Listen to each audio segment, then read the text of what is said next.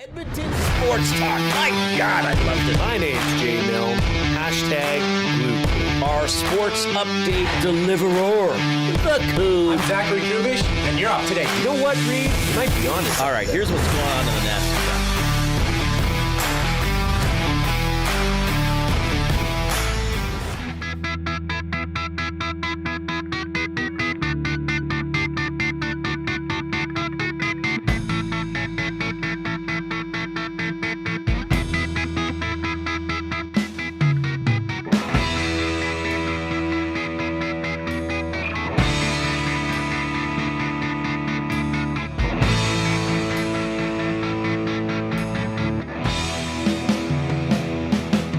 As Lionel Richie once sang, "Hello, is it me you're looking for?" Well, we're going to be dancing on the ceiling this afternoon, Nasties. Hope you're having a great Monday. Hey, the Oilers have 2 consecutive victories. Are they back? We'll discuss. Luke Gazdic is going to hop on in about 15 minutes. Jed Roberts, our regular guest, is going to be in studio a little bit later on. Plenty of discussion to get to today. A heavy Oilers focus, as we usually have on Edmonton Sports Talk, but we'll have some other fun topics as well, including it's a week to fill out your NCAA bracket. Speaking of legal gambling, or I guess office gambling, and I don't even know if this is gambling because I didn't spend any money to go into it, our Formula One pool started over the weekend, run by the maestro of Formula One knowledge, Joaquin Gage. We'll have some fun with that as well. The Koob spectacular at the Heavy Hockey Showdown. By the way, thanks to Dash in the Park and all the heavy hockey guys. They did a great job putting it on at the downtown community arena in support of SACE on Saturday. I dropped by. I saw Dustin Nielsen get a penalty for doing nothing. And then I found out that you could donate some money to SACE to put people in the penalty box. So that's what happened. Imagine if you could do that at the NHL. Well, I guess that'd be kind of like paying off the refs. Some of you might think that happens anyway. Anyway, hope you're doing all right this afternoon. Reid Wilkins with you. Jason Milne is off today and for the next couple of days, so I'm flying solo here on the host side of the microphone. On the technical side of things, my good buddy Zachary Kubusch is here. Zach, how's it going? It's going solid. I see you and I have something in common, and I don't think you and I have very much in common, but apparently the only green pieces of clothing we own are double E related. That is true. You have an Esk shirt on, and I have an Elk shirt on. I was looking in my closet today, and I thought to myself, well, I got to have a green shirt somewhere, and I was like, yeah, I got about 4 Elk shirts, so I chose one of those. So because the first thing when I walked into the office today. Now, under most circumstances, this would be creepy. I guess St. Patrick's Day is the one day you can say this to somebody. I walked into the office, and Lieutenant Eric sits right by our door here, so he's always the first person I see when I come in, and he always greets me. And he looks at me. Now I had my coat on, and he goes, "Am I going to be able to pinch you today, honey?" And I was like, "Sorry, what?" And he's like, "St. Patrick's Day. If you're not wearing green, I get to pinch you." Oh, okay. I guess that's the only circumstance under which you could say that. By the way, very exciting. If you're taking us in on YouTube, you can see this over my left shoulder. We are in the Canadian Brewhouse studio. Big thanks to the Canadian Brewhouse. UFC 314 going down at the Canadian Brewhouse April 12th. Catch the action on the most TVs with epic food and drinks. Don't miss it. Our house is your house. Yes, indeed.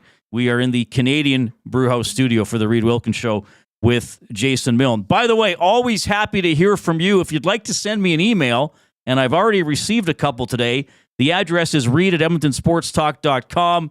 Limericks, the order of the day, usually in my inbox, and with it being St. Patrick's Day, yes, Tube Socks has already sent in a St. Patrick's Day limerick. I'm assuming I'm going to get one from the Big Uke as well, because I think this is going to be his 100th limerick submitted to the show, which is a pretty impressive total. Maybe the most impressive total of anything that we've done here at Edmonton Sports Talk. So that's nice. You can follow me on Twitter at Reid Wilkins, ReidWilkins. You can follow the station at YEG Sports Talk. Follow Jason Milne at Jason Milne, Milne. Participate with us and with each other in the Nasty Chat on YouTube. If you are taking in the show on YouTube, I implore you, give us a thumbs up. Let's see how high we can go today. We got to get to at least 130 to get into Word of the Day territory. Hopefully we get to 100 and then we get into double Word of the Day. Click, click, click. Must you click? Please, please click. Must you click? You must click. Thumb, thumb, thumb. And if you'd like to text the program, the number is 780-218-9999. The River Cree Resort and Casino inbox. River Cree Resort and Casino, home of the kitchen restaurant, all-you-can-eat prime rib buffet for just $49.99 every Sunday from 4 to 10 p.m. I will be keeping an eye on that as well. Usually Jay keeps track of the inbox, but I got to do double duty today. My goodness, my workload has increased tenfold. By the way, who was the mystery athlete on Friday? Chris DeMarco. Remember that, Koob? Golfer Chris DeMarco. There was golf this morning, early morning golf. The guys were following it along on the morning show. Rory McIlroy, a convincing win over J.J. Spaun in the 3-hole playoff for the Players' Championship. They couldn't finish it yesterday because it got too dark after the final round was delayed by weather. Spaun hit one in the water, so they played 16, 17, and 18. Rory was up 1 after 16, and then Spaun hit it into the water on 17, wound up with a triple bogey. So Rory cruised to victory there. Part of your headlines for Nate's Construction Leadership and Supervision Program. Take your career to the next level with Nate's Construction and Leadership and Supervision Program, a perfect tool for professionals looking to advance their role, organization, or an organization needing to develop leaders. For more information and to register, visit nate.ca/CLSP to take your career to another level. Like I said, Luke Gazdic coming up in about 10 minutes. I just want to quickly, and this will lead into our off-topic topic, okay? So this will lead into the off-topic topic, and it is going to be an Oilers-themed off-topic topic, and one that might break your heart a little bit. By the way, is it incredibly warm in here?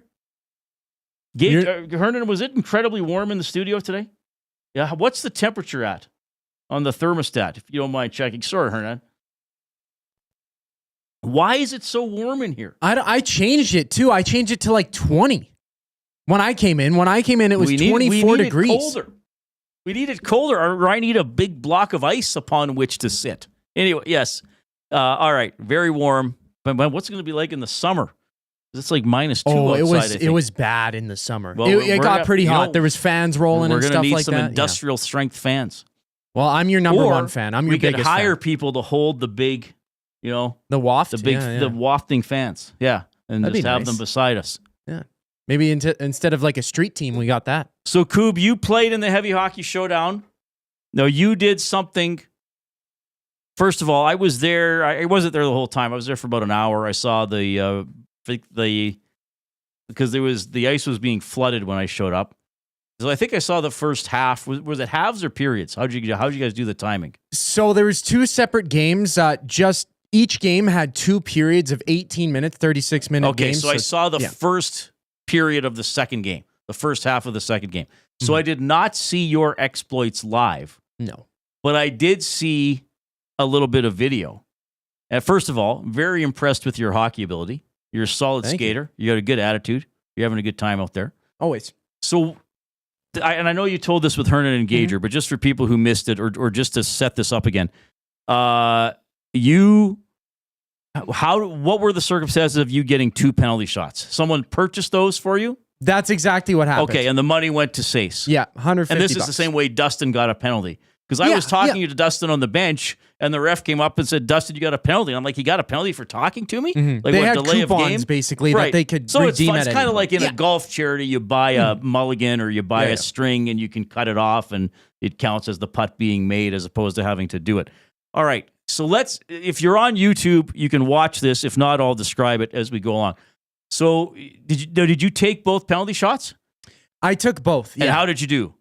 First one spectacularly. Is that what we're going to see? I hope. That's the one that we're not only half of it. Some of it was cut off. Oh, we didn't get the entire video? Yeah, we don't have the entire videographer clip. It's probably Lionel Richie. He was too busy singing to the audience. Yeah. All right, so here's the Koob. He's going in on a penalty shot. He's coming slightly to the right, down the right wing, quick cut into the middle. slap shot from right between the hash marks underneath the goalie? Or was that in the 5-hole. corner? 5-hole on. Do you know who the goalie was on the other team? I don't remember the gentleman's name. All right. So you put that in. Now, before you took the shot, what did you do? Before I took the shot, I came in on the puck. I picked it up, went immediately for a spinorama, turning in towards my left side, found control of the puck, and then ripped her home. So who inspired you to do this?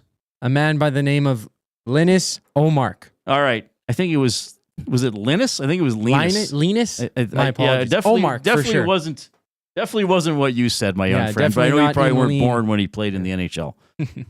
So this was a shootout goal against Tampa Bay, right? It was, yeah. This would have been December 10th, 2010. So roll this one.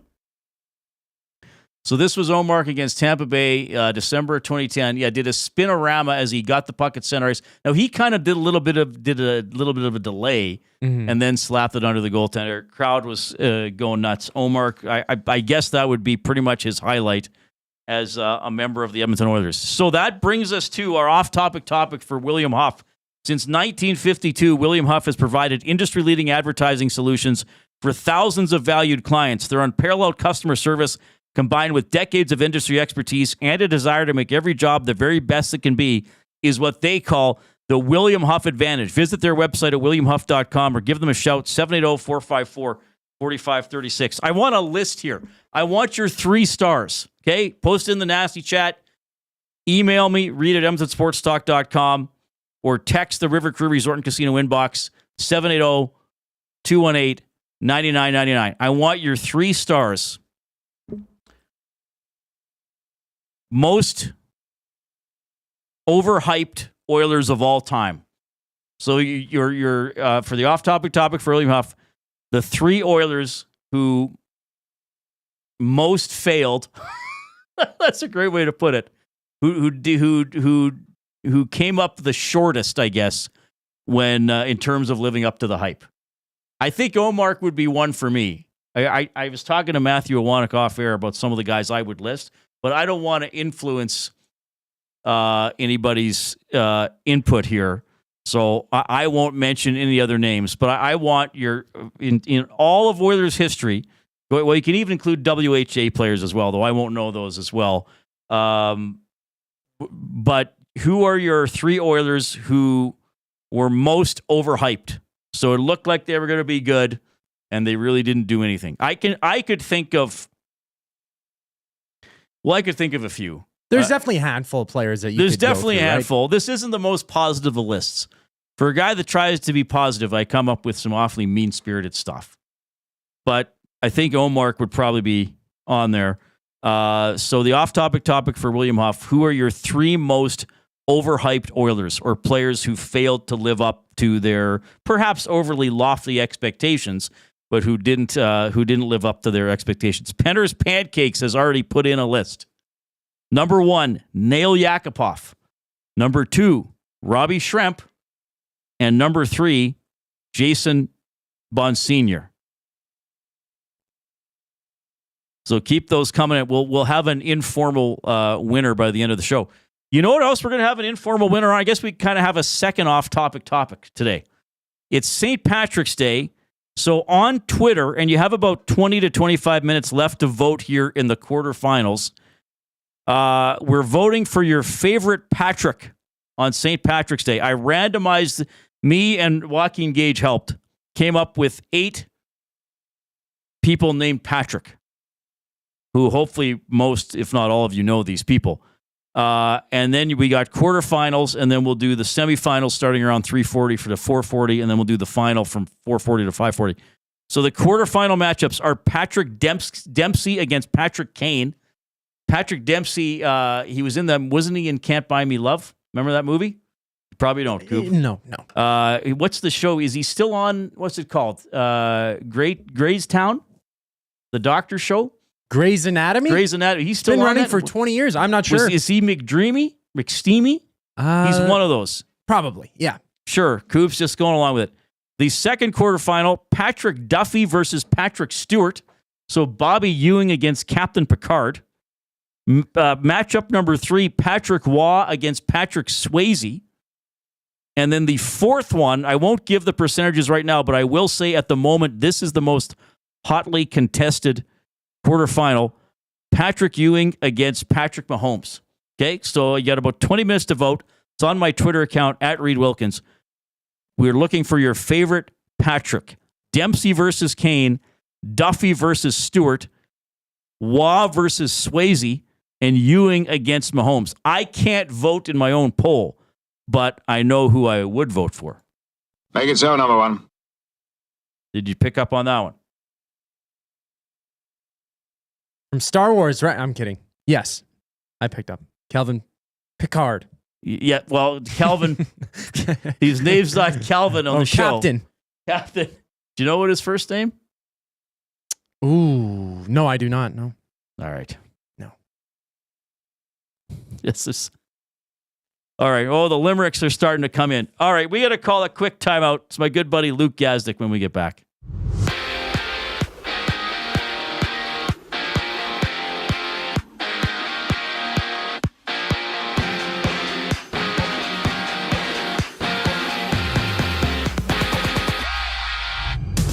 Boston hosts the Sabres on St. Paddy's Day. Their rival up north in Toronto battles Calgary, all while the Devils meet the Blue Jackets. The Flyers and Lightning hit the ice before LA challenges Minnesota on a 5-game NHL slate. In the association, there's 10 games to go.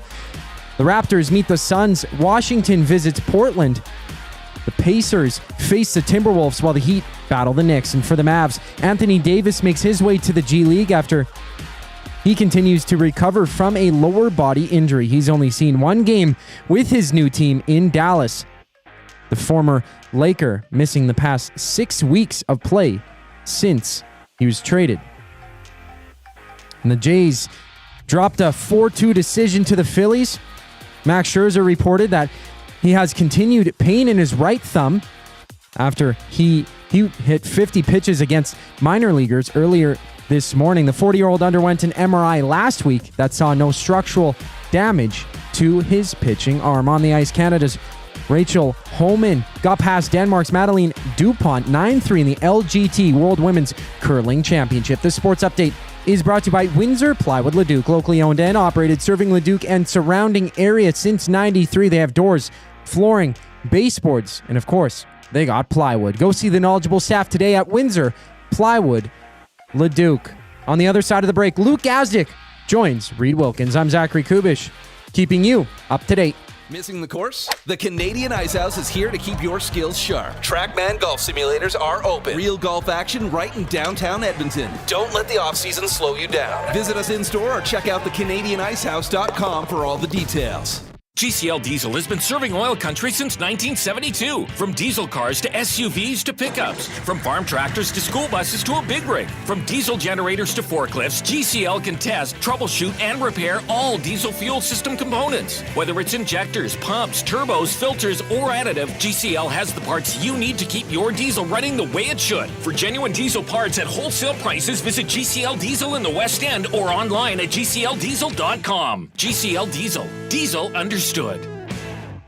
Hey Edmonton, ready to take advantage of lower rates and better pricing? South Fort Chevrolet in Fort Saskatchewan has you covered. From rugged trucks to sleek SUVs. And with over 40 years in business, you can trust that you're getting the best deal on your new ride. As the proud title sponsor of the Nielsen Show, EST listeners can drive a little to save a lot with South Fort Chevrolet's transparent pricing and down-to-earth sales team.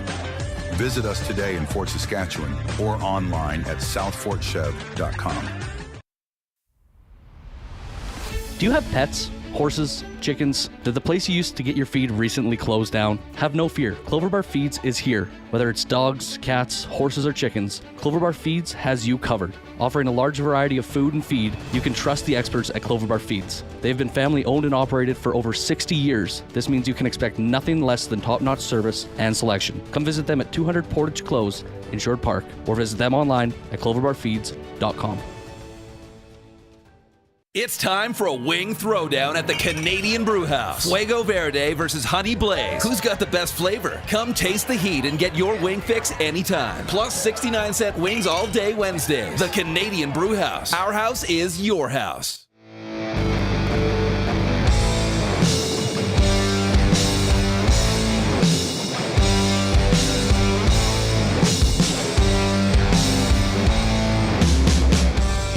Well, as usual, I have irritated people. Apparently, people are unhappy. Some people are unhappy with the 8 Patricks I chose for my Twitter poll of your favorite Patrick. Krager thinks that Patrick Marleau should have been included. Shanzi says, what about Patrick Lalime and Patrick Sharp?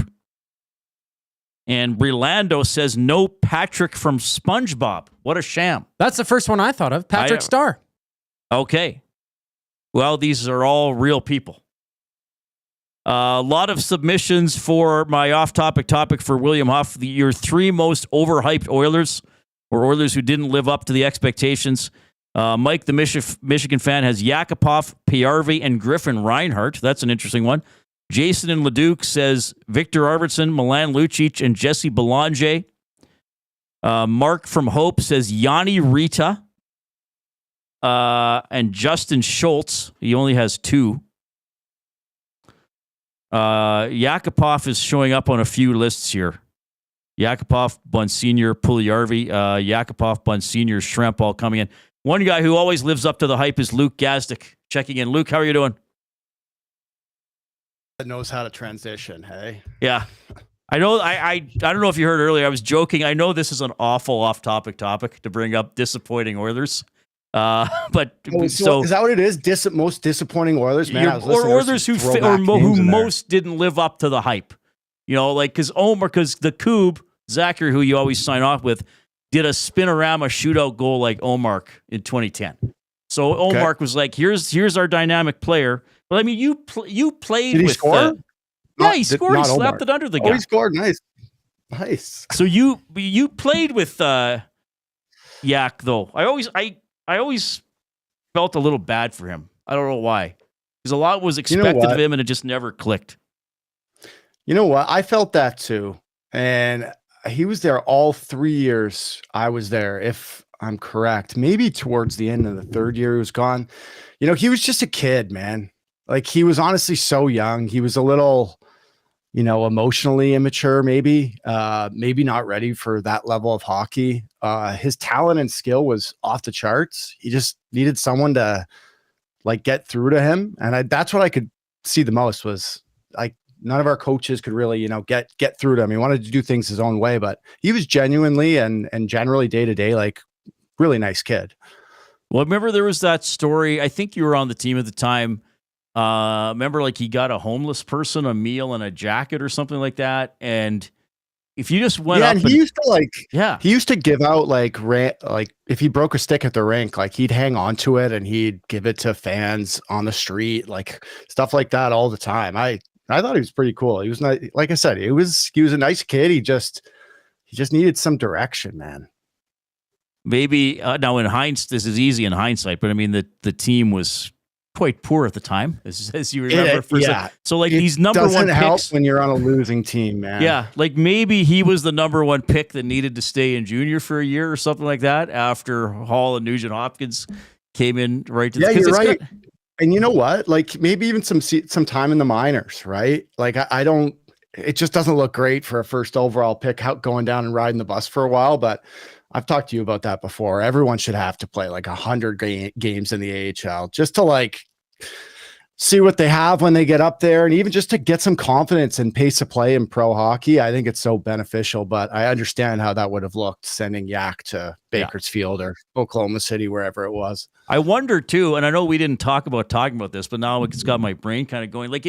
I know hockey is this kind of macho atmosphere and everybody tries to be really confident, but it can't be easy if you're 18 and all your coworkers are or a lot of them are 26 and older. At that age, that's a big gap. It's not 30 and 36, 18 and 25 or 26 can be a big gap. Oh, yeah. You got to be able to handle that, right?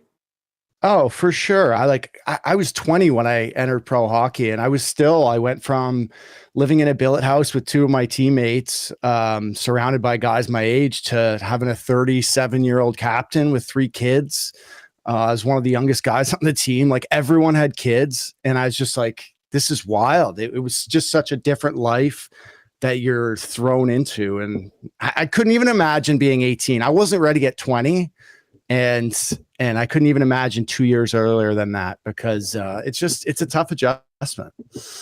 Yeah, that's what's. I mean, I know you've told a lot of stories about Connor, but like did he ever seem 18? Oh yeah, Yeah, for he did. sure. Oh yeah, 100%. He was as raw as it gets. Like he just, same thing. I said the same thing. He was just a kid. Like he just, it felt like having a young player there sometimes. All right.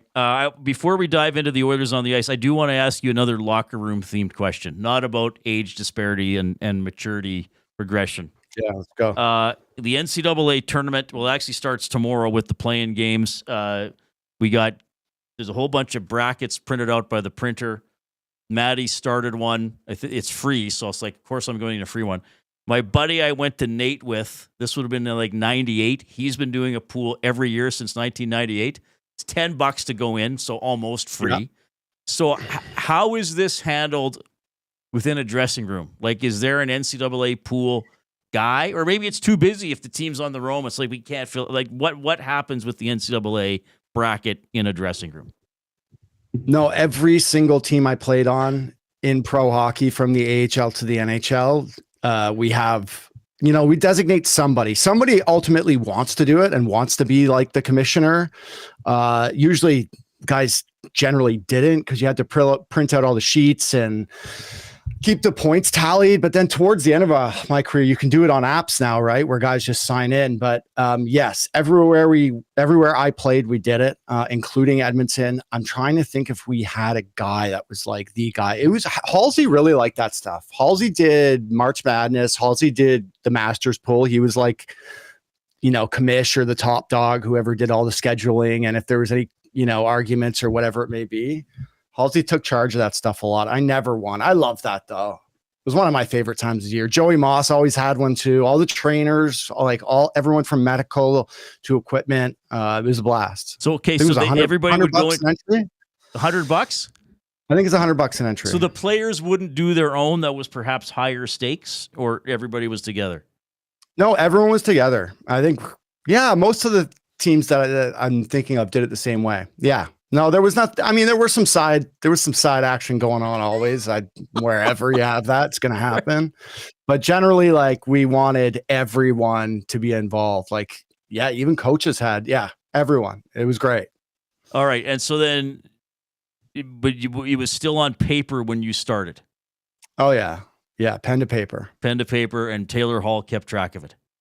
Yeah. I remember Halsey doing it 1 year for sure. Oh, Ebby too. Ebby loved that stuff too. Because I'm pretty sure he would chant. Yeah, I'm pretty sure he wrote his in pencil, and it was getting changed. Things would be curiously scratched up.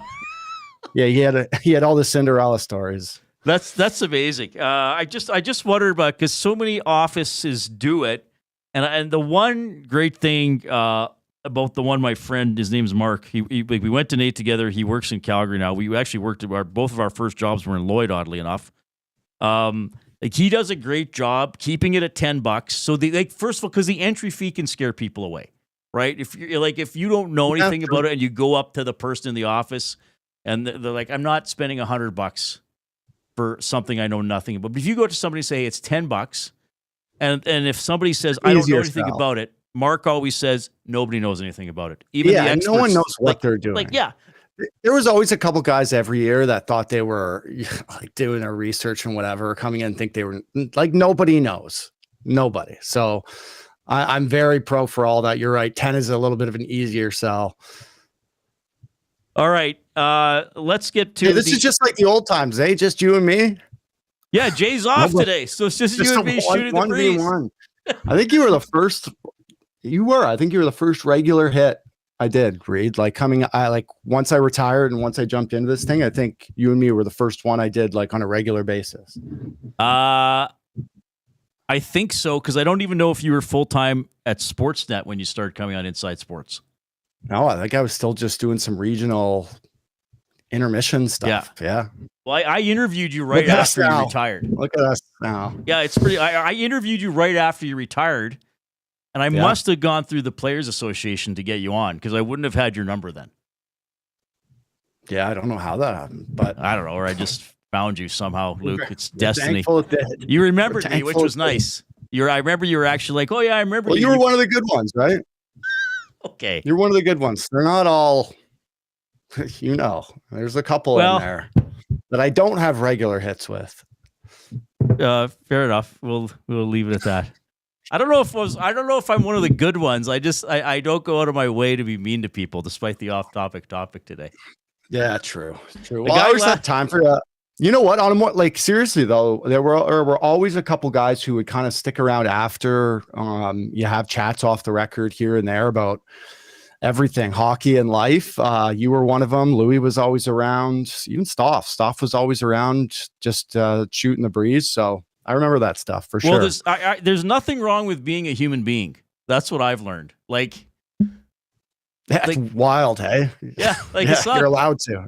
People are like, what's it like talking to Connor McDavid? I'm like, well, I just try to treat him with respect and be direct and do my job. And players aren't, I know sometimes it seems like, and okay, everybody's, and I'm not perfect, but generally if players play crappy and lose a game, they know what the questions are going to be. So it's not just don't attack them. Just don't make it personal. It's okay to say, hey, Luke, tough day for you. It looked like you lost the puck that led to their game winner. What happened? You might not like talking about that, but that's a relevant question. And you probably know I got to suck it up and answer this. But if I go in there and say, Luke, you're probably the worst puck handler the Oilers have ever had. That's excessive. You probably could have a couple times too. You probably could have. I did. I don't think I did though. I don't. No, all right. Where are we talking about? I'm very meandering. Oh yeah, football for sure. Football pool. We're doing a football pool. No, March Madness. Oh, I was moving off that. Yeah, I think we're done with that part. Hey, the Oilers won 2 games. All right, I'll throw. Oh, here's the question: have they turned the corner? Did something change on this road trip from how they were playing beforehand? That's a good question. Looking at more of a macro sense, I think just winning yesterday just brings things back a little bit. I think the temperature and the conversation today is definitely better than if they had let that one slip away yesterday. I do. I watch a lot more teams than Edmonton, right? I get a front row seat to Toronto here, but especially all the Canadian teams, and everyone's dipping a little bit right now. There's only a handful of teams that have found that next gear. Everyone's looking a little gas. It is the dog days here. They are in the home stretch, and especially for those guys that played 4 nations, it's been a lot of hockey. So I'm seeing the same brand of hockey around the league a lot. But yesterday they definitely pushed the pace, and I'm glad they got it done because, like I said, Toronto didn't. I love comparing them to Toronto just because it's kind of similar stories, and Toronto did not get it done on Saturday. So we have completely different atmospheres here right now. So what is the it's easy for me to say this, but they got better goaltending. Plus Pickard made a great offensive play. I talk about details and concentration and intensity a lot. They just seemed a little bit more locked in. I don't know if they would actually say, okay, guys, we're not scoring. For whatever reason, we're not scoring. So we can't give up 10 grade A chances. Will that be an active discussion, or do they just kind of know they got to play that way and it starts to click? Yeah, I think they just know the standard of what they've set, and they're at the end of the road trip. They can see the light at the end of the tunnel. I remember being in that position and just kind of wanting to go home, but knowing you have a job to do. No, I agree though. I feel like they were dialed in. And it's for sure because it was kind of towards the end of the roadie. That's where I'm leaning with that. So Draisaitl, I think he should win the Hart. I know we have Winnipeg listeners who would lobby for Hellebuck, which I understand. But I just look at Draisaitl's lead in the goal scoring race. I look at how whenever the Oilers need a big goal, more than ever, it's him. What are you seeing from him? It's unbelievable. Yeah. I can't explain it. it's so fun to watch him on a nightly basis, but he's just been so money in every chance that he's had. He plays so big, so strong, and just with so much swag. It's so cool to watch him like this now. I think for me, honestly, like you remember when he was young, when he was 18, 19, and to see just how far his game's gone, especially just with the confidence. But man, anytime he gets a legit opportunity, like the one in New York on the island was unreal. And it's just been so fun to watch. I get the MVP chat. I always wonder like how they factor in how meaningful he is to his team's performance. And when I look at Winnipeg, Helly has a lot to do with that. What Nate's doing in Denver is pretty hard to ignore, but if I'm voting, it's Leon, honestly. It's really impressive what he's done. You know, I'll just wrap with a comment on this, and I think I've referenced this to you before. But when Jerry Fleming coached the Condors, I think they were still in OKC. What were they called? I played for Jerry, yeah. Right. I played for Jerry. And one of the Penticton tournaments, I asked him about a player who never played the NHL, and he said, like, he's pretty good, but he just doesn't have a screw you in his game. Like, you have to, I've told this on air several times, but it stuck with me. He's like, in the NHL, you have to line up across from the other guy, even if it's Nathan McKinnon or Cale Makar or Sidney Crosby, and think to yourself, screw you. Tonight's my night. I'm beating you.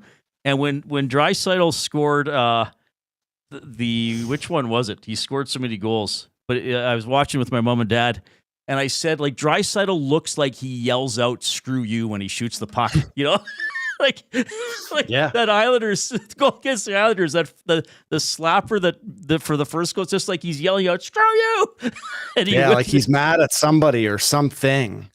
But that's when he plays his best. It's kind of when he goes off the rails sometimes, and he'll take a 2 here or there, or lose his mind, or blow a gasket every now and then. And I always refer to not minding that, because when he plays at that level, he needs to, like, he has to bring that to play as good as he does. But you're right.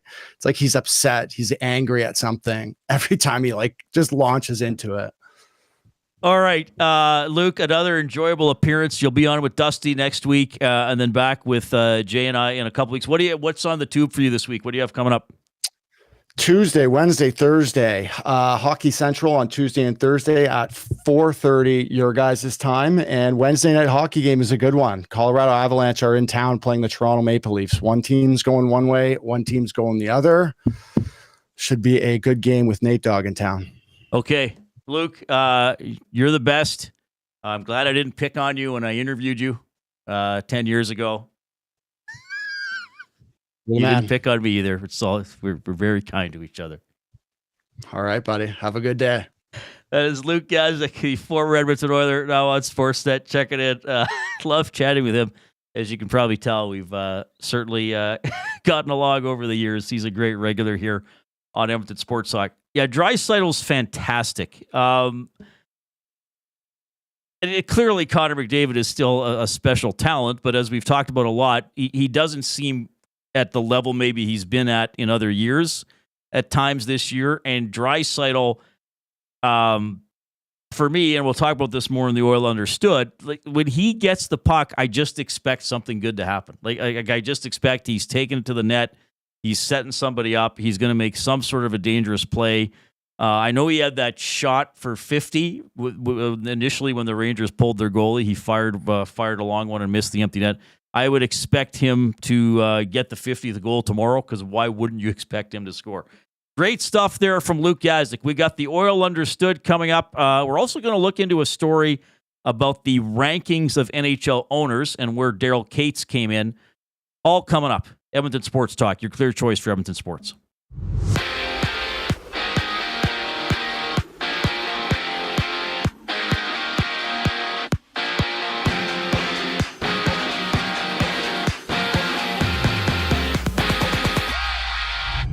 Just one Canadian team. Two Canadian teams playing one Canadian matchup. 5 games around the NHL. Toronto hosting Calgary.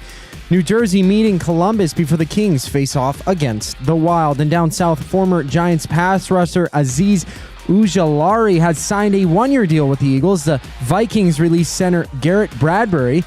And according to NFL Network's Ian Rappaport, Pittsburgh is signing safety Juan Thornhill for next season. On the court, there's 10 games. The Raps play the Suns. The Knicks battle the Heat before Denver takes on Golden State. Mavericks star Anthony Davis heads to the G League as he recovers from a left adductor sprain.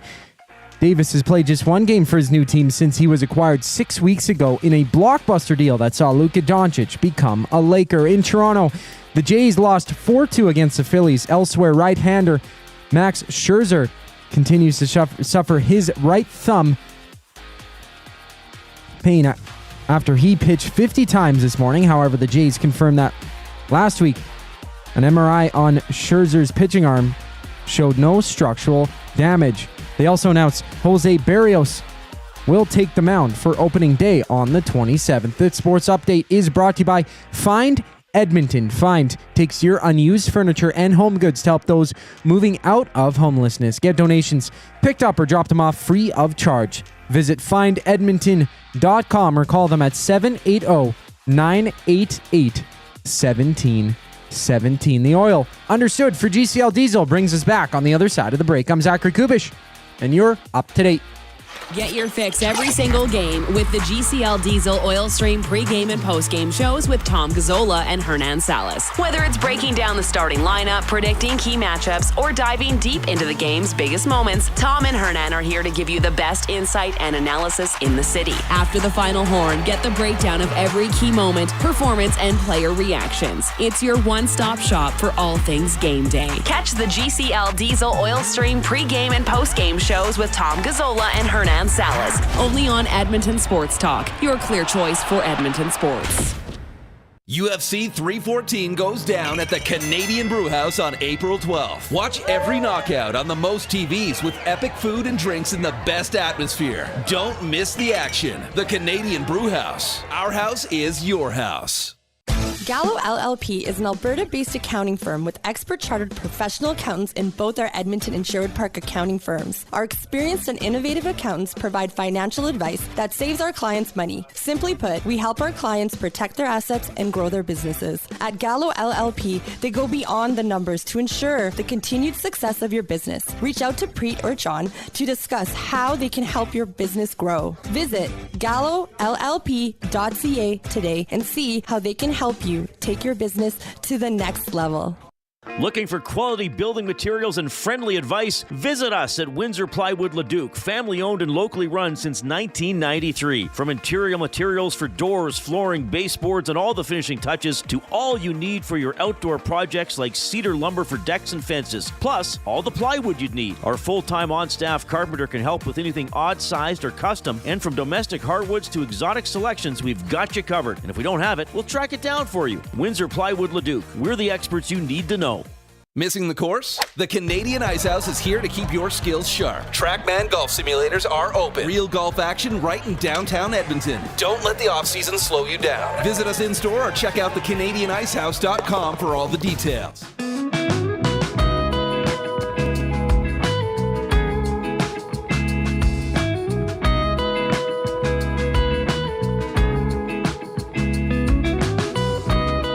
All right, good to have Luke Gazdic on the show.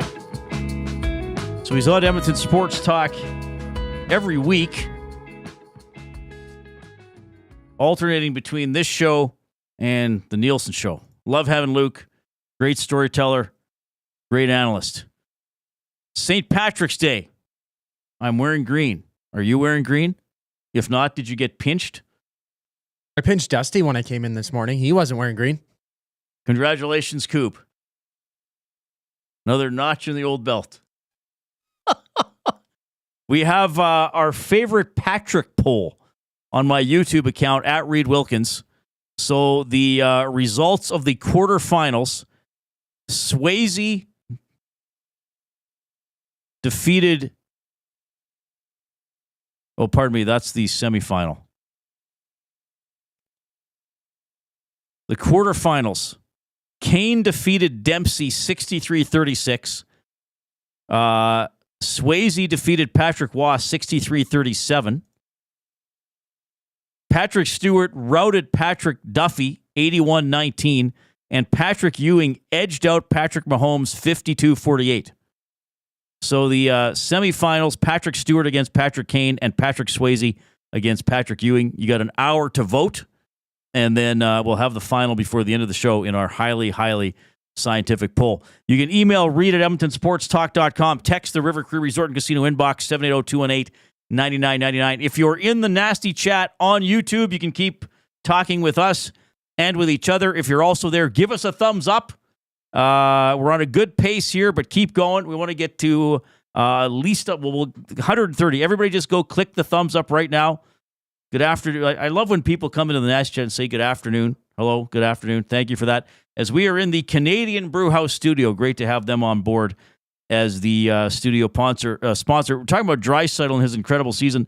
Rona flashing back to, was this last year or the year before, that Draisaitl goal against Winnipeg where he put the goal back on after being tripped and then he roofs it with zero room. Yeah, that was an incredible goal.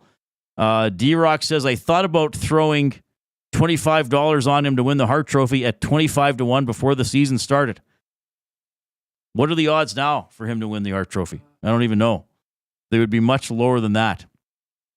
And our off-topic topic is the three most disappointing Oilers or overhyped Oilers, players who didn't live up to expectations. Nail Yakupov getting mentioned a lot. Luke Gazdic and I talked about him a little bit. Tube Socks saying that, JB, most disappointing Oilers. Number 3, Nail Yakupov. Number 2, Jason Bonsignor. Number 1, the Oilers' entire 1990 draft class. My goodness. That's a pretty wide one. Tube Sock says my favorite Patrick is Patrick Star. So that Patrick Star is the guy from SpongeBob SquarePants? Yeah, you see pink starfish. No, that is well after my time for children's shows. My children's shows were Mr. Dressup, Friendly Giant, Sesame Street, A Bear Called Jeremy. Are any of those still on? Sesame Street is still on. Sesame Street has been around. I remember watching Sesame Street. Some of those other ones I honestly haven't heard of. The Friendly Giant you've mentioned before, but I don't think I've ever watched it. Only one from that bunch is Sesame Street. I've watched Adventure Time. I mean, I had a lot of shows, but like Max and Ruby was a young one. Tupi and Binu, The Wiggles, SpongeBob, and those are the big ones. Rugrats. All right. I used to watch Battle of the Planets, too, animated cartoon. Superheroes named G-Force. That was pretty cool. Andrew, the accountant, says McKinnon skates like he hates the puck. The man definitely has that screw you attitude. He skates like he hates the puck. That'd be great to put on a scouting report. What's this guy like? He skates like he hates the puck. That's pretty good. That is pretty good. Apparently, Draisaitl to win the Hart now minus 250. That is from the Big Uke, who I think still has to send in his limerick of the day as well. All right, keep the interaction coming. We're going to dive into the Oil Understood. As always, it is presented by GCL Diesel, providers of the best diesel engine components around. From turbochargers to injectors, fuel pumps to sensors, they are the critical engine component experts. Proud to serve Edmonton and Northern Alberta for over 50 years and now a partner of Edmonton Sports Talk and the Reid Wilkins Show. GCL Diesel. Diesel.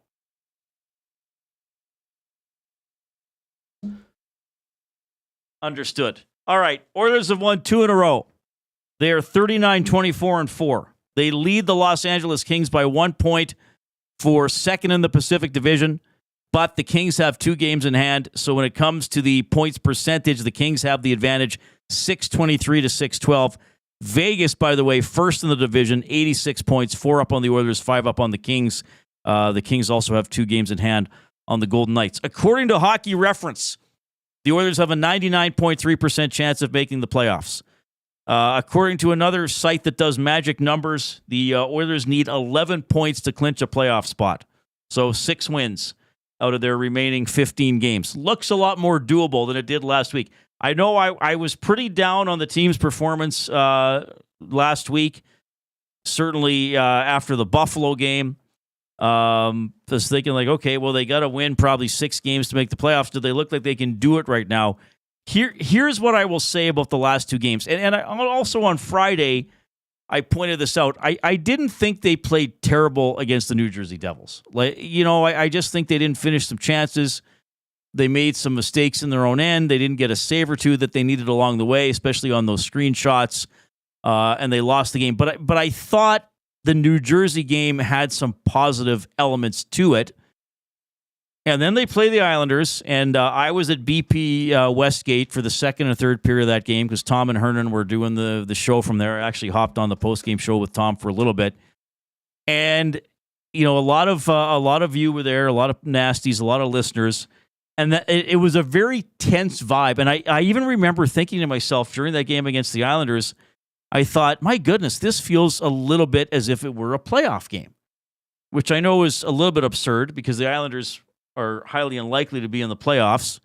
And we still got a month to go before we get to games of that magnitude. But just the way it was going, and I mentioned this to Luke, it almost seemed to me as if the Oilers committed or realized we ain't scoring. Forget about getting to 4 or 5. We can't get to 3 most nights. So enough farting around with the turnovers. Enough farting around with being out of position. Enough with not defending the front of our own net. And, if we do those things, we'll make life easier on our goaltender, and then maybe we don't have to be always coming from behind or, coming back from 2-0 down or being behind in the third period and all those kinds of things. Certainly last night against the New York Rangers. Now, I didn't think the Rangers played great, first of all. They're, what are they at now? They're in the final playoff spot in the Eastern Conference, but they've done a lot better. They had that big stretch where they only had 4 wins out of 19 games, I think, something like that. So, they're an okay team. They're a bit of a retooled team. I didn't think they were very good in the first period. I thought they gave the puck away a lot, and it would have been great if the Oilers could have cashed in on some of those. But I also thought until the Rangers kind of cranked it up in the third period and were behind, the Oilers defended pretty well. And we saw it, I think, yesterday with some of the back checking we saw. I think we saw it with that commitment to defending the front of the net. And what did I say after they lost I think it was after the Buffalo game. Maybe I said it after the New Jersey game as well. That they do not defend. I'll start that over. I said it about both ends of the rink. I said that they are not good enough in front of the net at either end of the ice. Okay? They don't defend it well enough. They don't put their goalie under too much stress. And I said at the other end of the ice, they're not causing enough stress for the other team's goaltenders by getting people in front and getting second chances and just shooting and just getting the puck to the net and seeing what happens. I thought there was a better commitment to the defensive end of the ice, and it's never clean. It's never turnover free. And I know there were some tense moments. They had to kill off a penalty when they had the 1-goal lead. That's when Stuart Skinner made his best save of the night. And even with the goaltender pulled for the Rangers, now, of course, they had the extra guy, but there were some opportunities in front of the net. But what I saw from the Oilers were that they were not spread out, that they had everybody back in a tight area around the net. And there were missed clearing attempts and there were missed outlet passes. But because the Oilers had 4 or 5 guys back, when the Rangers got the puck, they had to come through sticks and legs and bodies again to get the puck to the net. So hopefully this is something here that the Oilers are going to start doing again, because you see it in the playoffs. Like, Florida is very good at it. Not just what we saw them do in the playoffs last year, what they did if you watch the Panthers play this year or the games they had against the Oilers, they're very good at saying, all right, that's great, you got the puck. That's great, you might be in a dangerous area of the ice, but it's not so dangerous because we have people back who are in your way. You are not going to get a clean shot. You are not going to get a clean pass across for a one-timer or a tap-in. And I thought the Oilers were better at that the last couple of games. And they just seemed... And look, maybe it's a little more commitment. Maybe they're just coming out of a slump. But it just seemed like a more composed game, a more detailed game, a more thorough game, if you want to call it that. The goaltenders made the saves they needed to make. Pickard made the incredible offensive play to help Draisaitl score the game winner on Friday night. And I think that those were playoff-style victories for the Oilers. Tight games, maybe you could say they could go either way, but you got to find that 1 or 2% margin that gives it to you. And then the Oilers' advantage in tight games like that is that they have Connor McDavid and especially Leon Draisaitl, who is just the most deadly scorer in the National Hockey League this year. Did anybody think he wasn't going to score on the breakaway in overtime against the Islanders? When he went in there, I thought, okay, it's game. They're calling game here. To me, it's almost stunning that he didn't score yesterday, that he didn't get the 50th, especially once the Rangers pulled their goaltender. So I'm encouraged at how they won, and quite frankly, I even didn't mind a lot of things in the New Jersey game, though they couldn't defend the front of their own net well enough in the third period, and Skinner didn't battle and make those saves on the screenshot goals, but much better the last two games. So let's hope they can keep doing it. Hopefully they get Ekholm back. Now, the Oilers didn't practice today. Morning skate, game tomorrow against Utah, 7 o'clock game. So we'll have the GCL Diesel Oil Stream pregame show at 6 o'clock with Tom and Hernan. But maybe a bit of a shift here, and hopefully something that they can keep, that they can really refine and keep doing into the postseason. The homestand coming up is a 4-gamer. Utah tomorrow, Winnipeg Thursday, Seattle Saturday, and then Dallas next Wednesday. So a bit of a gap between games 3 and 4 in this homestand. D-Rock says Draisaitl should have pointed and called his shot for the overtime winner. That would have been pretty fun. All right. How good an owner is Daryl Cates? How do you as an Oilers fan feel about the Oilers owner? We'll get into that when we get back after the 4 o'clock break. The Lock Shop. Can you do a good Irish accent, Huss? We've got David Pasternak, Braden Point, Austin Matthews, plus 1069 for the pot of goals. Oh, that is good. Keep going. That's good. Don't forget about your friends in the Lock Shop because they came up with the juicy partner parlay coming out at a plus 434. Oh, buddy, you're the best. That's too good. The Lock Shop, weekday mornings at 11, only on Edmonton Sports Talk, your clear choice for Edmonton sports. Your home for live music and great performances is the River Cree Resort and Casino. Someday you'll be shedding your tears. A one-of-a-kind retrospective. It's Glass Tiger, This Island Earth, April 4th at River Cree Resort and Casino. Don't forget me when I'm gone. Get your tickets at rivercreeresort.com. River Cree Resort and Casino. Excitement? Bet on it. Make your birthday legendary at the Canadian Brewhouse with epic food, killer drinks, and an unbeatable vibe. Plus, download the Canadian Brewhouse app and score free nachos on your big day. Book your party now to celebrate like a pro. The Canadian Brewhouse. Our house is your house. Celebrating 70 years in the signage industry, William Huff Advertising is the most recognized name in the game. An in-house, one-stop shop for all of your design, print, and installation needs. William Huff provides quality graphic solutions for everyone. Here in our City of Champions and throughout the nation, they're the preferred signage partner entrusted by many of the biggest corporations, pro sports teams, and organizations to bring their identity to life. Recognize the name, get in the game. WilliamHuff.com. Play more tables and games. Play more tables and games. Make the most of your bad game. Oh, you want to, you need to, you know just what you gotta do. It's time to add some fun to your life. Make the most of your bad game. Play more tables and games. PlayMoreGames.ca. It's time for a wing throwdown at the Canadian Brewhouse. Fuego Verde versus Honey Blaze. Who's got the best flavor? Come taste the heat and get your wing fix anytime. Plus 69-cent wings all day Wednesdays. The Canadian Brewhouse. Our house is your house.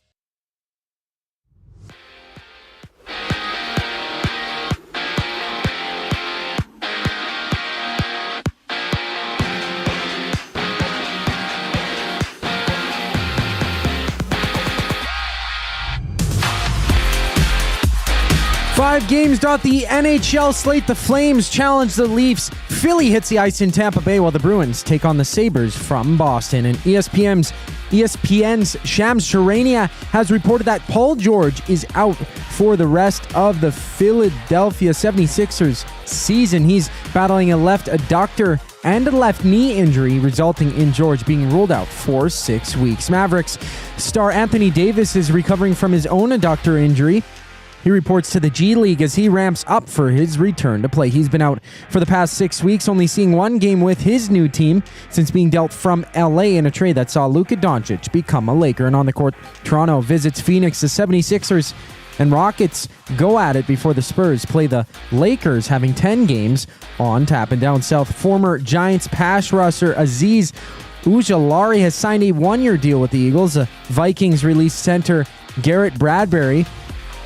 And according to NFL Network's Ian Rappaport, Pittsburgh is signing safety Juwan Thornhill for next season. I'm Zachary Kubusch. That was your sports update. The second hour of the Reid Wilkins Show starts right now.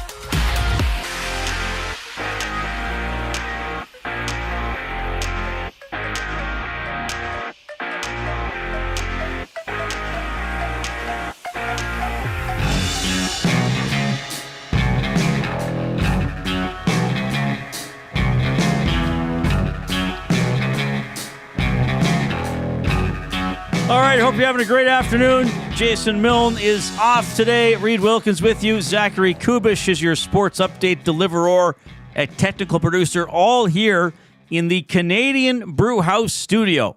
It's time for a wing throwdown at the Canadian Brewhouse. Fuego Verde versus Honey Blaze. Who's taking the crown? Hit up the Canadian Brewhouse for wing night.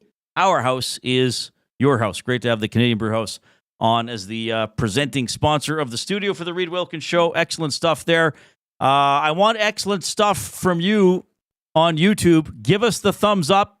Let's keep driving over 100 and get to word of the day territory. Pretty good. 77 for the first hour. So that's paced for a 200 thumb show.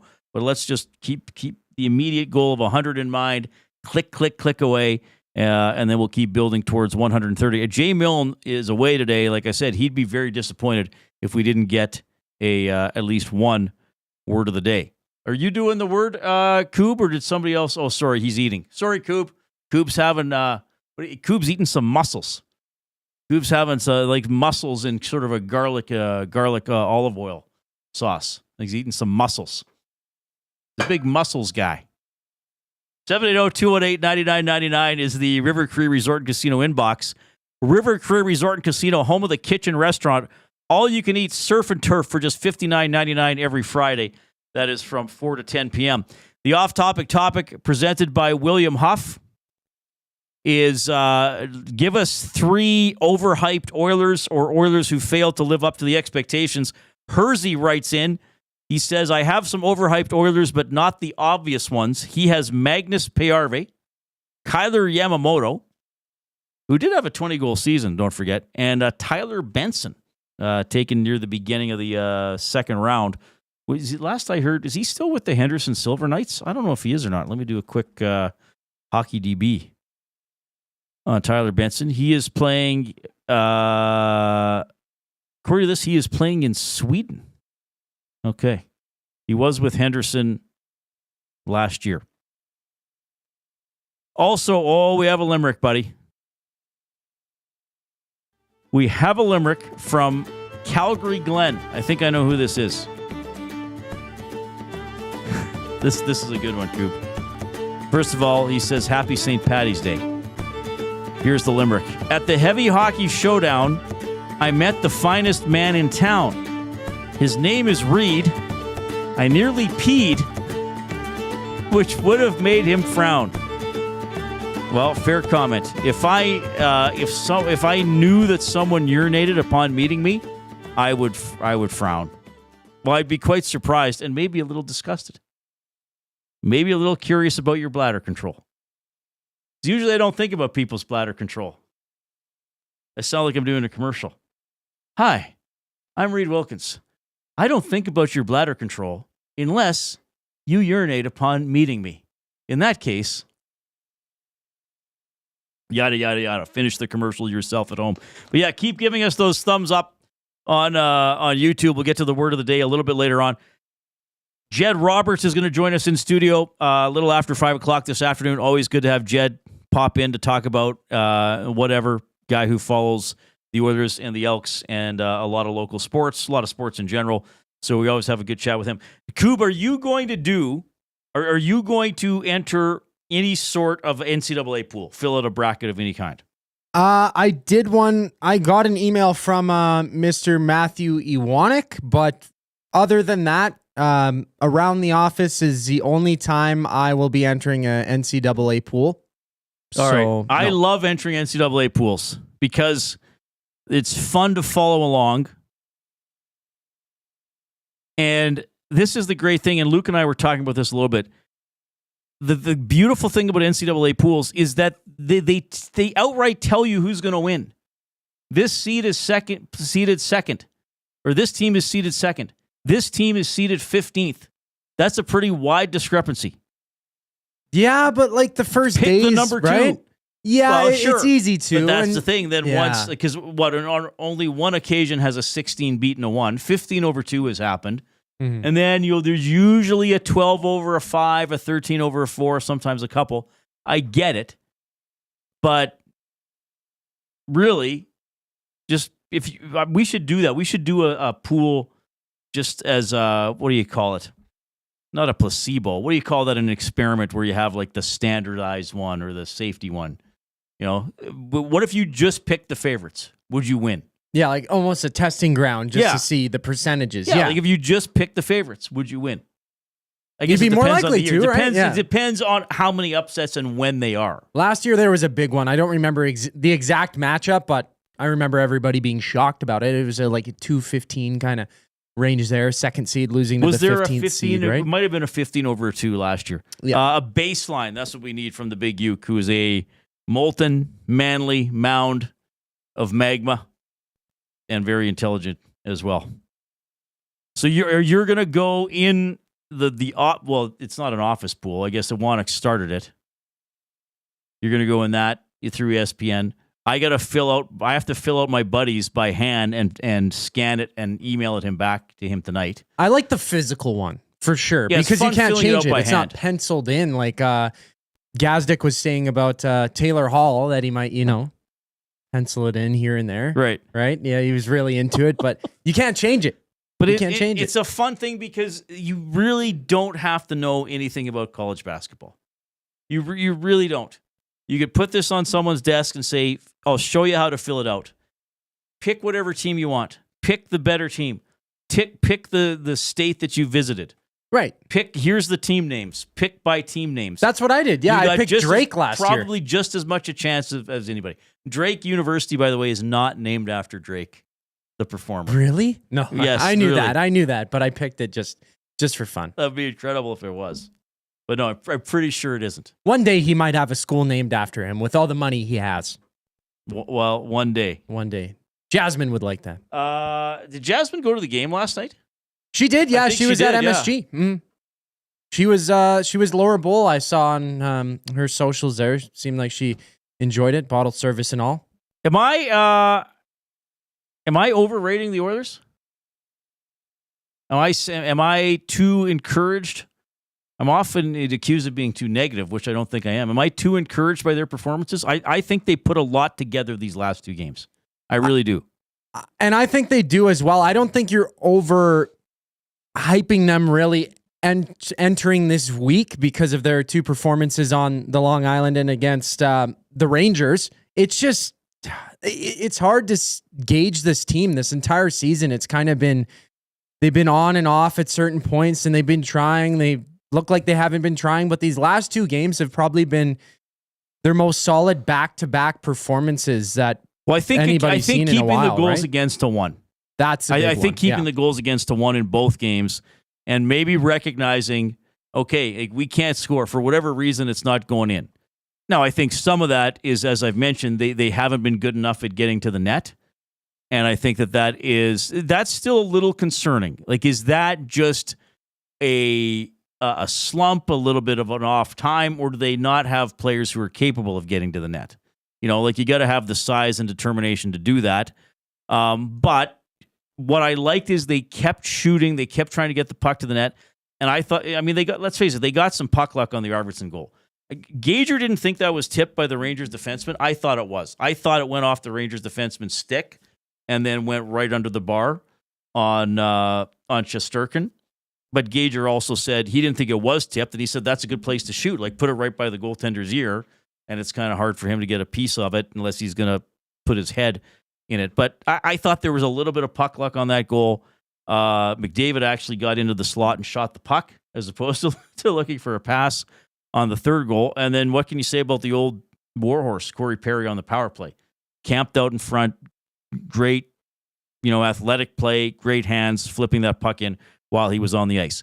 But for the most part, I liked how they were in their own end. I mean, we're not talking about a lot of, the Bouchard turnovers or, what was the problem they've had the previous couple weeks? Just the defense backing in so far that players are getting clear shots. They defended better. They had stronger back check. I mean, there were a couple of times the Rangers looked like they were going to have open shots, and a player came back into the play and stole the puck. The penalty kill came through. So to me, a lot of little things to like about these games. Hopefully, they're doing something that is a little bit of repeatable, and we're seeing them come out of this slump that they've been in really since the start of February. Matty Dub. I think somebody else texted it in too. Justin of Balgoni. Control is the word that we're looking for. So we need a control group in our experiment. So the control group will be a bracket that just picks the higher seeded team, the better team, so to speak, in every game. Sports scientists. Maybe that's the way to go. Is that the way to go? I think so. I mean, have you submitted? We'll fill one out. Okay. We can even just do it ourselves. I might even do it. Yeah. Well, we can even do it after the fact and just say, okay, who or make who two the and team? just have the bookbinder put one in. Bind them all together. I'd love to enter your NC2A pool, Jason Milne. Well, perhaps you and I could collectively field a team of selections. I do enjoy these dramatic single elimination tournaments. Look here. I've bound together all the brackets from past tournaments. And I just imagine if you are writing it would be in calligraphy with the ink pen and the feather.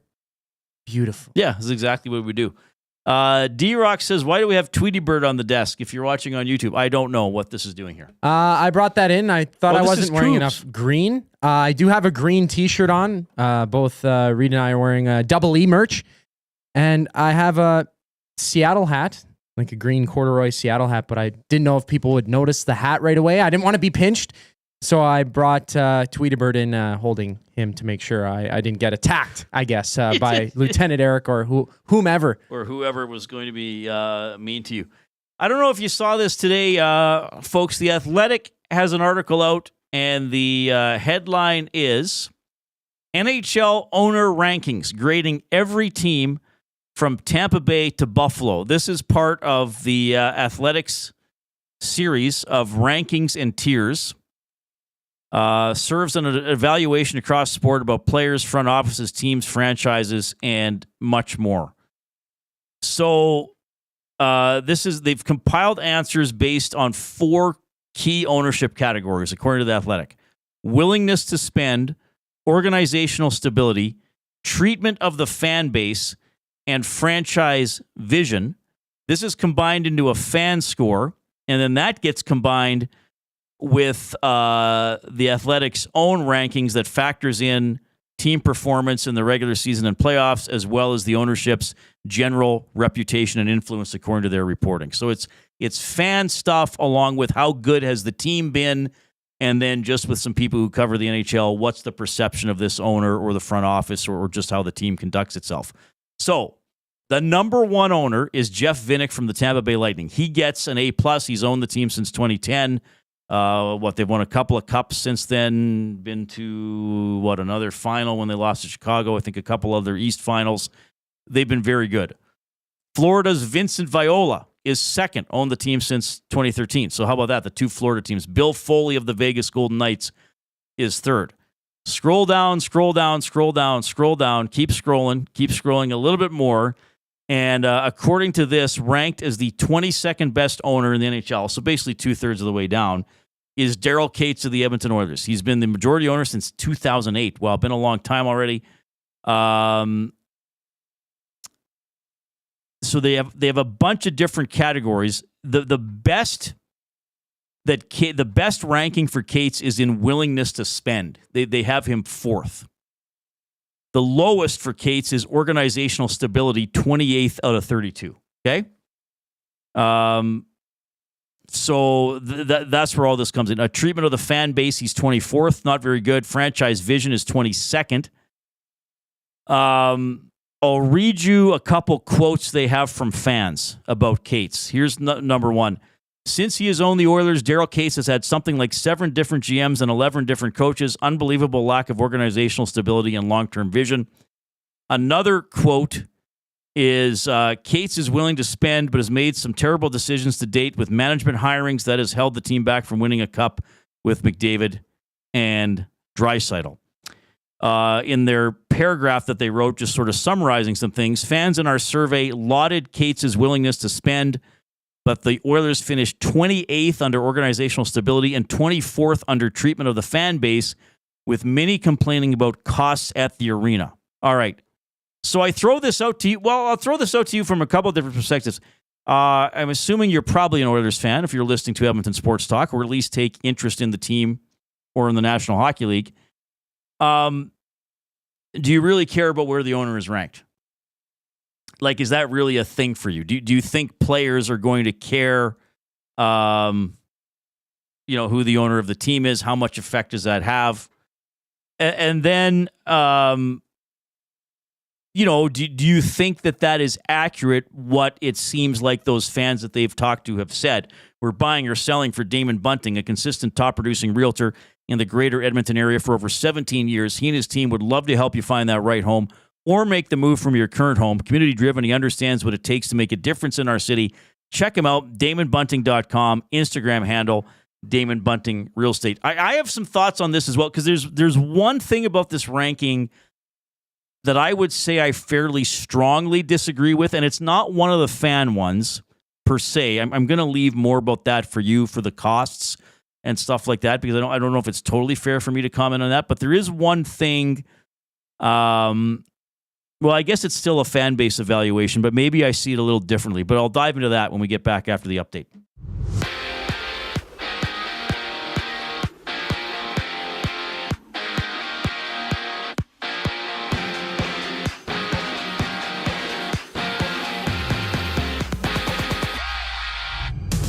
Boston hosts Buffalo on St. Paddy's Day. Their Canadian rivals in Toronto battles Calgary, while the Devils meet the Jackets. The Flyers and Lightning hit the ice before LA challenges Minnesota on a 5-game NHL slate. And NFL signings has Lane Johnson restructuring his contract with the Eagles, and former Giants pass rusher Azeez Ujulari signs with the Eagles for next season. Minnesota has released center Garrett Bradbury, while Ian Rappaport of the NFL Network has reported that the Steelers are picking up Juan Thornhill for next season. In the association, Phillies Paul George will miss the rest of the year. He's battling a knee issue and a hip adductor injury on his left side. He's expected to miss 6 weeks. Meanwhile, Mavs star Anthony Davis makes his way to the G League as he recovers from his own adductor injury. He's only seen one game with his new team in Dallas. The former Laker has missed the past 6 weeks of play. There's 10 games. The Raptors meet the Suns. Washington visits Portland. The Pacers face the Timberwolves, while the Heat battle the Knicks. The Reid Wilkins Show continues on the other side of the break. I'm Zachary Kubusch, keeping you in the loop. Down at the Canadian Brewhouse on April 12th. Watch every knockout on the most TVs with epic food and drinks in the best atmosphere. Don't miss the action. The Canadian Brewhouse. Our house is your house. Love is in the air. I love you. And you? And you? And you! Why choose between your beloved items? Sentinel Storage, keeping your treasures safe to be loved again. Try 4 weeks free. Details at sentinelstorage.ca. Got some gently used furniture or home goods that need a new home? Find Edmonton is here to help. Every month we furnish over 100 homes to those transitioning out of homelessness, and we need your gently used furniture and home goods. Drop off at 5120 122nd Street or call for free local pickup. Just visit findedmonton.com to learn how your donations can help create a home for someone in need. Plus shop our thrift store, in-store or online, with proceeds benefit those moving out of homelessness through housing supports. Visit us at findedmonton.com. Find Edmonton, supporting our community one home at a time. Your home for live music and great performances is the River Cree Resort and Casino. Someday you'll be shedding your tears. A one-of-a-kind retrospective. It's Glass Tiger, This Island Earth, April 4th at River Cree Resort and Casino. Don't forget me when I'm gone. Get your tickets at rivercreeresort.com. River Cree Resort and Casino. Excitement? Bet on it. Tommy Gunn's Barbershop is more than just a barbershop. It's a top-notch, tailor-made experience from check-in to check-out. Get a precision haircut, a classic shave, or a facial to step up your style. Just walk in, relax, and let Tommy Guns take it from there. Find comfort in knowing their team follows the code, which is their commitment to care for you as a customer. Check out Tommy Guns today, in-store or online at TommyGuns.com to bring out the best in you. Tommy Guns, where every cut is done right every time. Missing the course? The Canadian Ice House is here to keep your skills sharp. Trackman golf simulators are open. Real golf action right in downtown Edmonton. Don't let the off-season slow you down. Visit us in-store or check out thecanadianicehouse.com for all the details.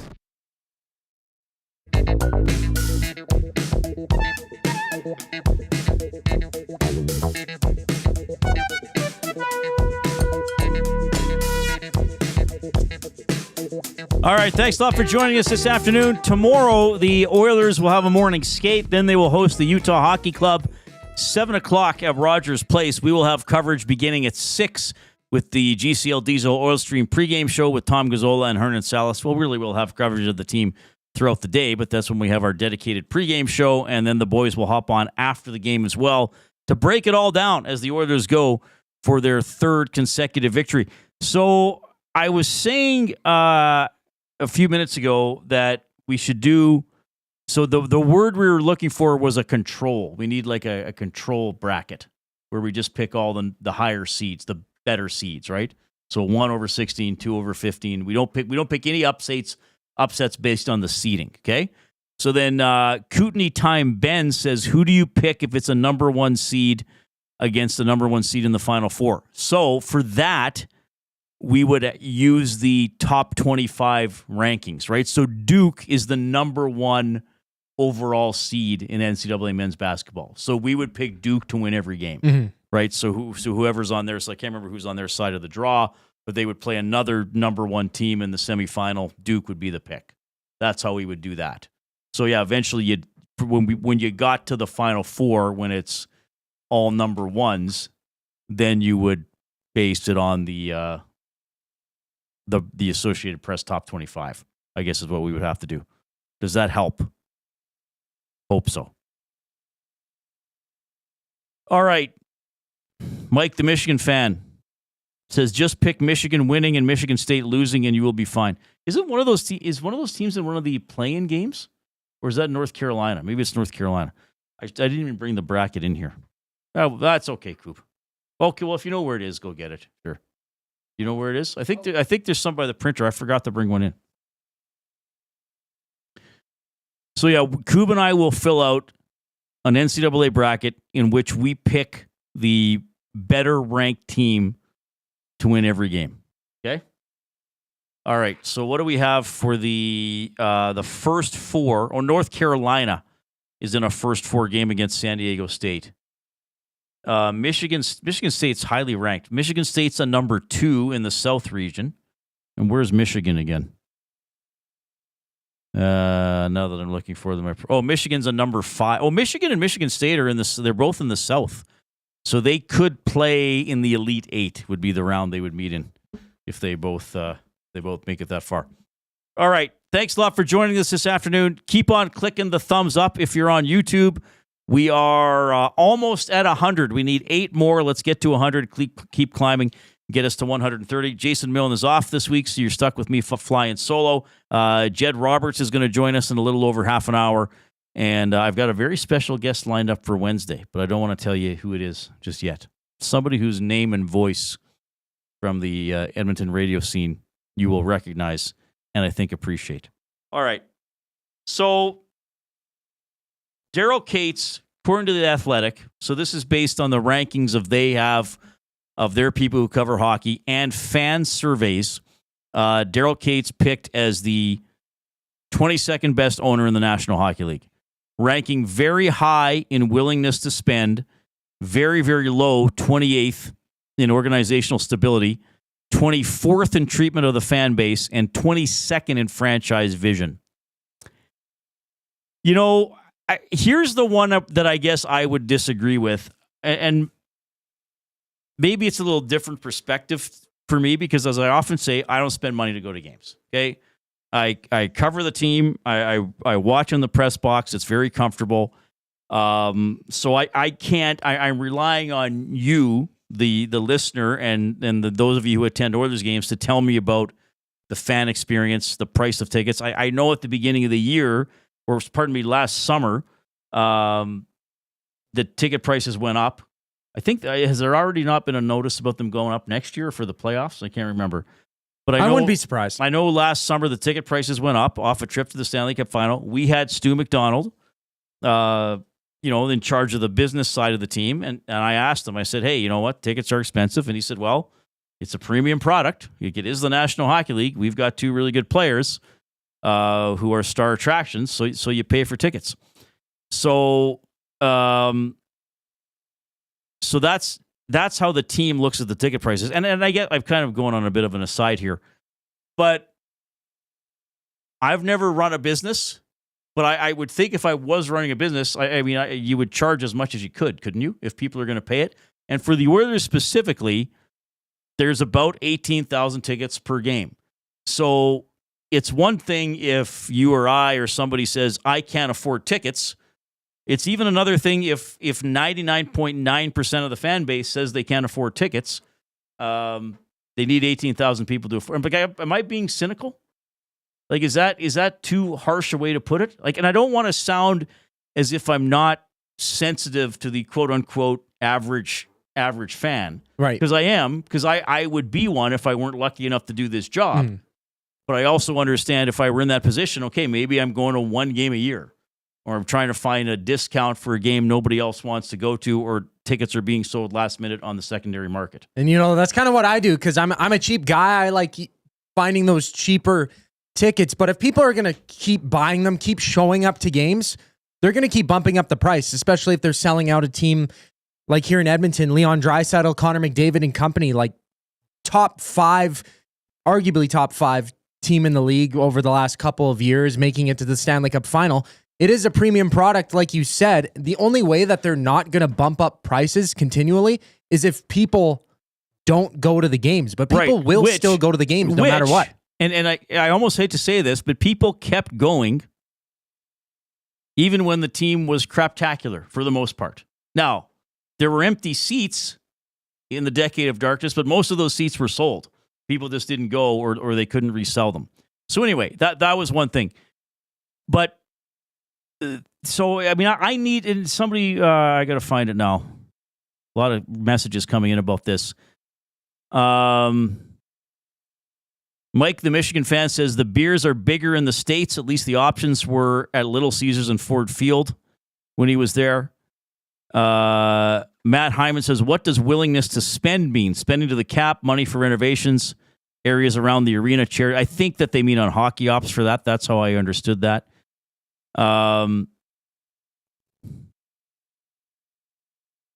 Big Uke says, people complaining about pricing have clearly never been to a game in the U.S. Same price, but you add the exchange rate. Cole and Ellerslie, even at $16 Canadian a beer, that's still the cheapest in the league. Majority of the United States NHL arenas are charging $15 a beer. Well, and I guess you don't have to buy the beer. I mean, you can go to a game and not have beer. I know that might be counterintuitive for some of you. I would say this. The one thing I'm curious about and I know this was a fan base evaluation, but for franchise vision, Daryl Cates got an average score of 2.68 out of 5, which ranked him 22nd in the NHL, which was also his overall ranking. That's the one I found a little bit surprising, because to me, franchise vision means keeping the Oilers in Edmonton. And let's face it, if that arena wasn't built downtown, there was the possibility that they would have moved. Now, maybe not. Maybe he would have sold them to somebody, but he probably wouldn't have owned the team. Maybe he sells them to someone outside of Edmonton. Maybe he sells them to someone who keeps them in Edmonton and can get the arena done. But to me, part of the franchise vision was that Cates was a large factor in getting Rogers Place constructed. Now, obviously, there was some public will to do that. Obviously, Mayor Stephen Mandel at the time was big on that. He had some support of the majority of council. So it wasn't all Daryl Cates, but he owned the team at the time and still owns the team when the arena was built. So to me, that's part of the franchise vision. Now, I realize that the team can easily be criticized for the playoff drought, for coaching changes, for changing managers, bad draft picks, all that kind of stuff. But the franchise vision was having the arena in downtown and having Ice District, and there's going to be some more expansion coming to Ice District. You probably saw the story from a couple of weeks ago. And probably having an All-Star game at some point, and maybe having a draft. And who knows, maybe having World Cup or Four Nations face-off games in the future or whatever they have. So that's how I look at that. That I do think, and I know from talking to people who work with OEG or who have worked with OEG in the past, when they are talking about ownership, they will always say, well, Daryl got the arena deal done. He was part of the, like to them, that was their Stanley Cup from that side of it, from that facilities, business operations, keeping the team in town side of it. That was, now probably to many of you, win on the ice. I don't care if you're playing on the Jablonski farm north of Wainwright. Jablonski, shovel the snow off the damn ice. We got McDavid coming out here, Jablonski. Right? But that arena deal was massive for the franchise and was a massive accomplishment that still gets brought up. I know this from you have casual conversations about this, that, and the other thing. And if you say something, critical of Daryl or why did this happen or what about this, it's always, yeah, but he got the arena done, Reid. Do you realize how big that was? So that's what I'm saying for franchise vision. Perhaps there was an achievement here in franchise vision that is really, really important. So that's why I was surprised that ranking was there. Everything else, they haven't won the cup. They have changed a lot of coaches. Even if they've been a good team the last 5 or 6 years, they've still gone through some coaching changes. And I know that there's always going to be complaints about costs. And, and again, in the article, it says many fans complaining about costs at the arena. How much are your nachos? How much is your burger? How much is parking? All that kind of stuff. So anyway, surveys like this are fun. They're not the be-all and end-all, but I think they do give you a little bit of a temperature of how your fan base feels.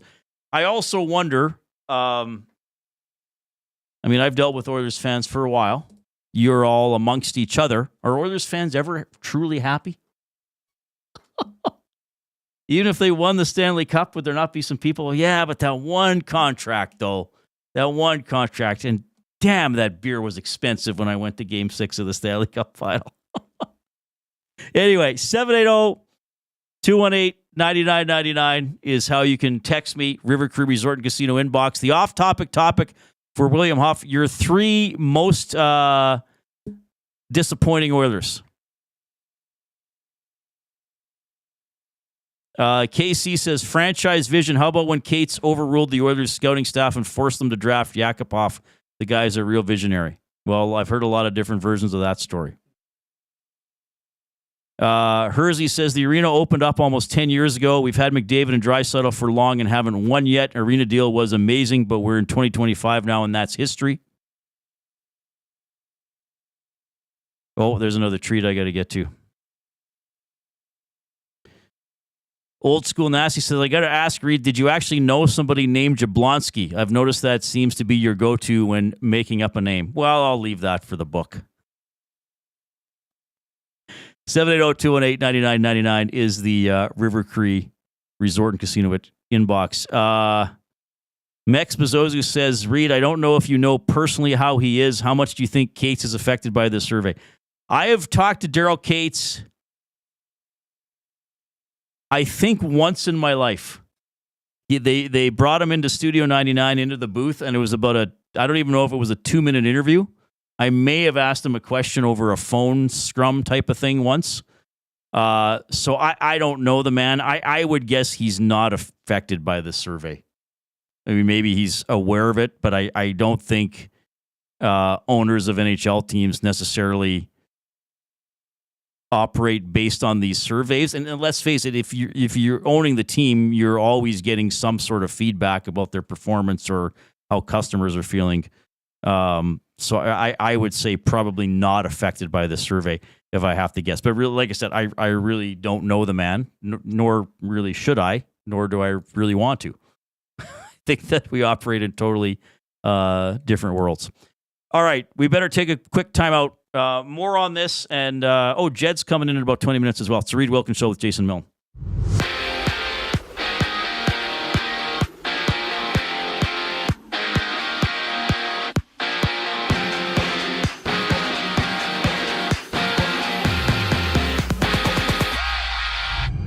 Just one Canadian matchup in the NHL. 5 games around the league. Toronto hosting Calgary, New Jersey meeting Columbus before the Kings face off against the Wild. And the 76ers will miss Paul George for at least 6 weeks with a left knee injury and a hip adductor injury.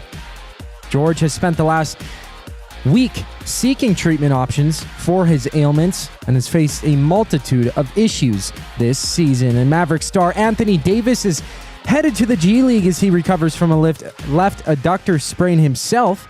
Davis has played just one game for his new team since he was acquired 6 weeks ago in a blockbuster deal that saw Luka Doncic become a Laker. On the court, there's 10 games. The Raps play the Suns. The Knicks battle the Heat before Denver takes on Golden State. And down south, former Giants pass rusher Aziz Ujulari has signed a 1-year deal with the Eagles. The Vikings have released center Garrett Bradbury.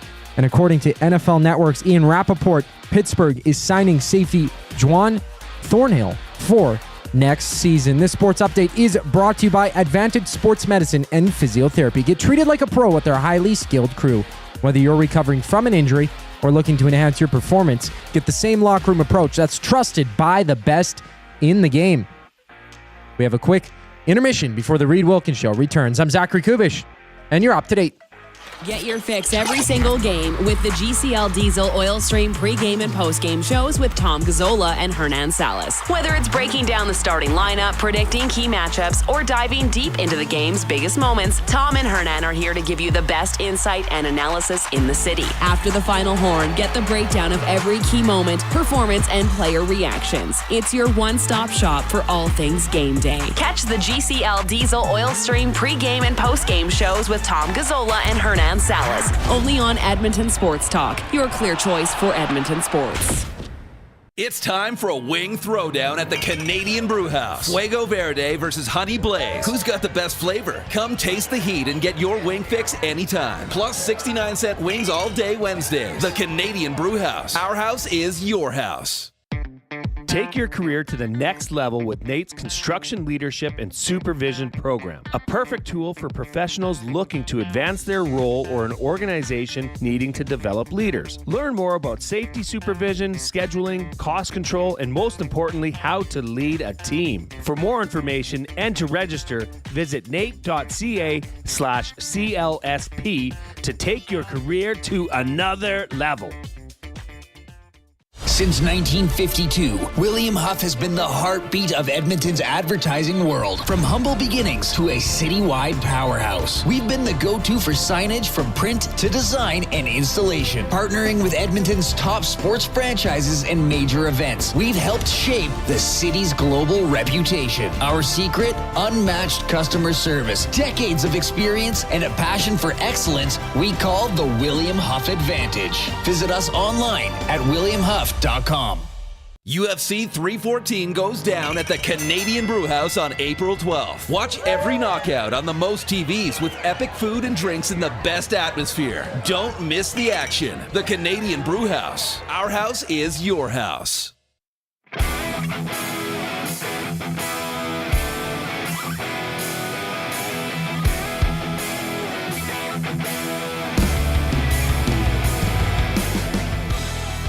All right, thanks a lot for joining us this afternoon. Jason Milne is off this week. Jed Roberts is going to check in at the top of the hour. We'll have a good chat with him. Awesome hit with Luke Gazdic earlier on in the show. Tomorrow, a lot of stuff getting ready for the Oilers game against the Utah Hockey Club. And then another home game on Thursday. So Tuesday, Thursday, Saturday this week, and then they play next Wednesday. That is the 4-game homestand. Coverage tomorrow at 6 with Tom and Hernan, the GCL Diesel Oil Stream pregame show. A lot of good messages coming in here discussing Oilers ownership, the franchise. All jumping off point is the survey that The Athletic did. So just a combination of fans with their own people, with people from The Athletic. So Oilers owner Daryl Cates ranked the 22nd best owner.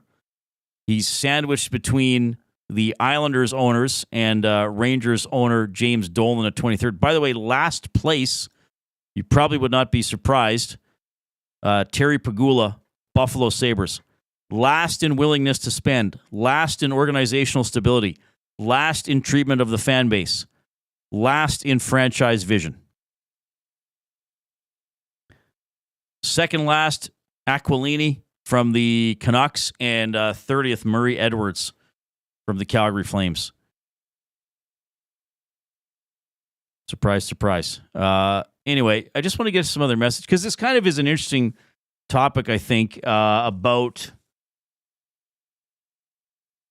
how much does the owner matter? Like, if you want to go to a game or want to do something, do you really care who's getting the money in the end? Or do you just want that experience for yourself or for your friends or for your family, or whoever you're going with? Like, if you didn't like the owner of a team, would you be like, sorry, I'm not giving money to that guy? I don't know. Maybe some people would. I mean, certainly Pocklington wasn't very popular his last few years here. Castor 1990 says, too much focus on the coaching carousel. The John Coopers and Paul Maurices are the exception, not the norm. Vegas is not a decade old, and they won the cup with coach number 3 in their 6th season. Was their 6th season or their 5th season? It was their 5th or 6th season.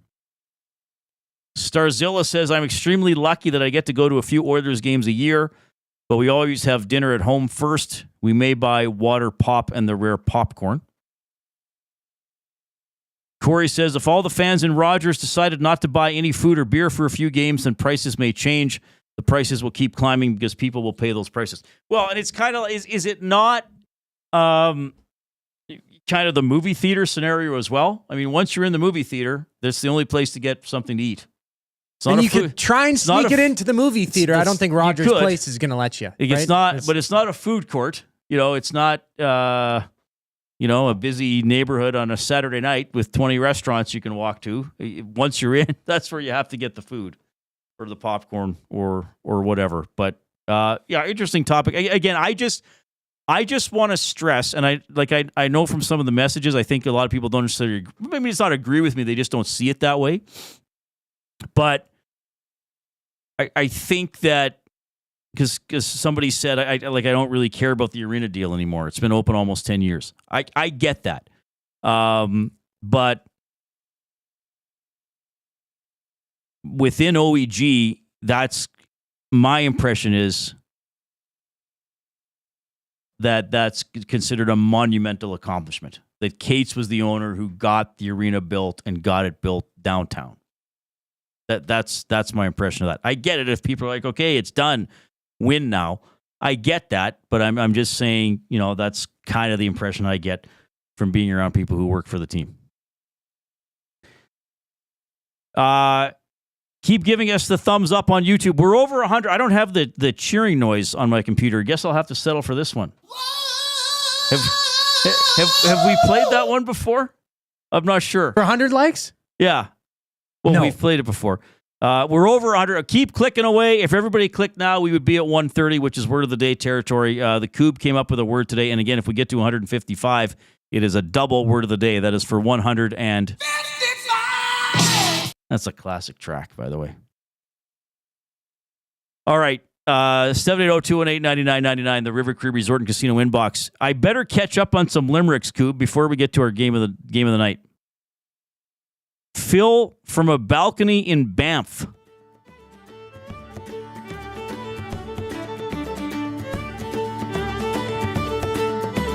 There was once a man named Reid. From his takes, your ears will bleed. With Gregor and Stoff, he fought to conquer the afternoon slot. Of his monumental screed, sports fans take heed. Not bad.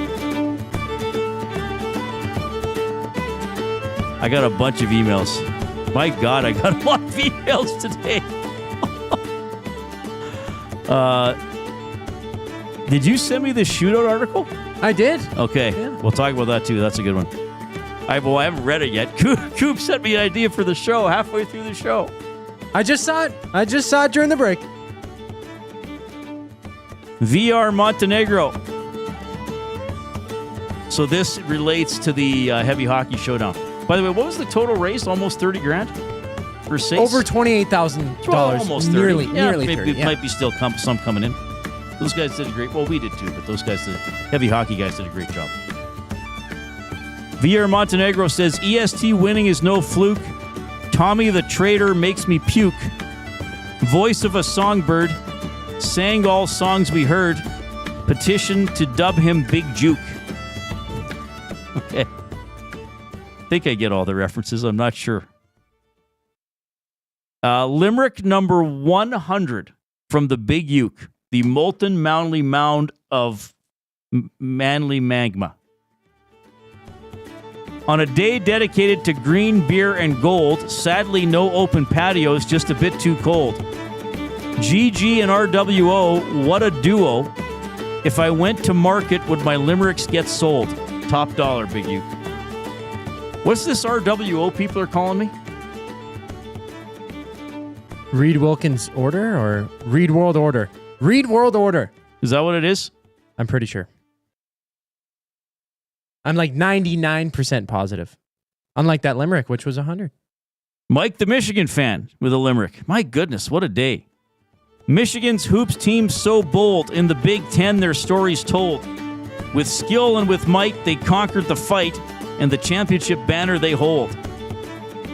See, Mike, he's just bragging. He's just bragging with that limerick. It's not even funny. It's just like, hey, everybody, I'm strutting around. No, that's a good one. Collingwood Rob. I'm doing limericks, buddy. I got like 7 emails. Just keep going. Okay. We got to get them all in. I'll keep her playing. We got to get them all in. Read the limericks, Jablonski. In March, with a cheer and a play, the Oilers found gold as they slay. With 2 wins in a row, like a leprechaun's glow, on St. Paddy's, they danced all the way. Oh, that might be my favorite one so far today. Oh, man. Okay, one more. Read at EdmontonSportsTalk.com. Give all these limericks a thumbs up. This is amazing that people have jumped on board with this. Tube Socks. The Oilers had no game to play, so Uncle O'Grimacy said yay.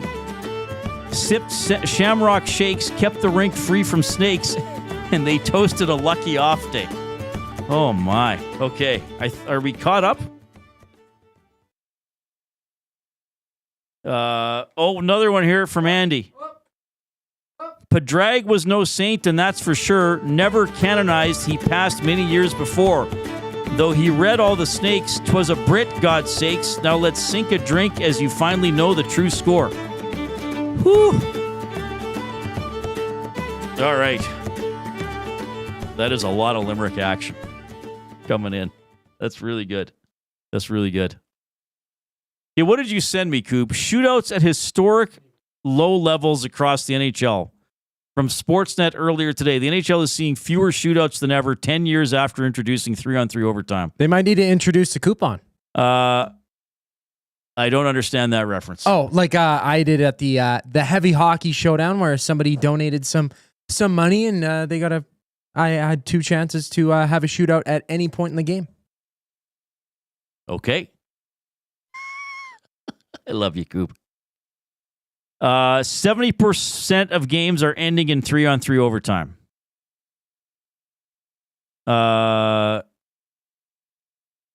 So will they? All right. So that's really what comes out of this.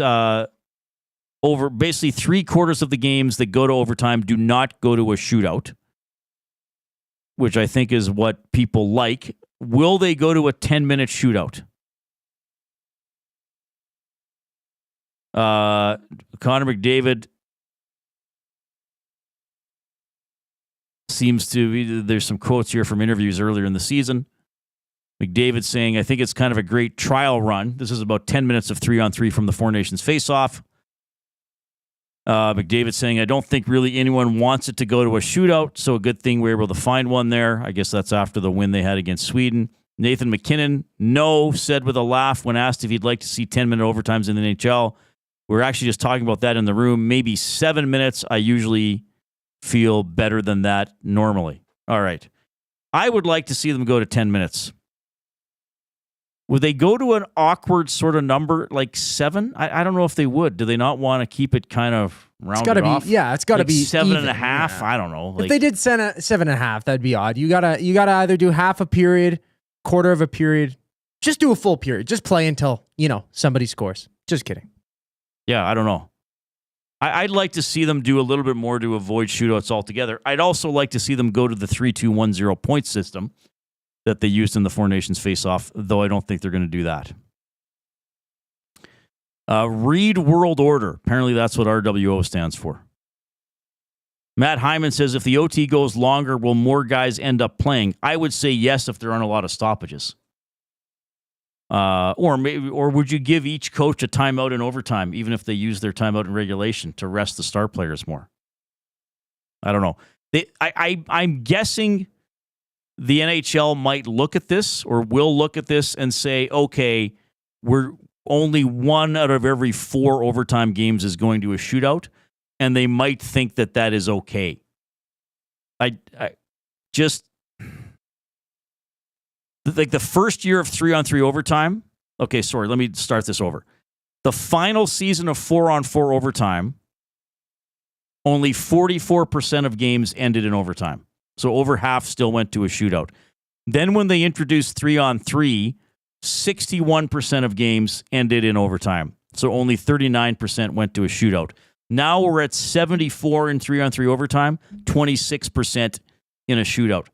I'm wondering if the NHL will just look at that and say, you know what, that's pretty good. We don't want to extend the games for the quarter of them that are going to a shootout. We can live with that number of shootouts, especially maybe if that number creeps a little closer to 80 over the next couple of years.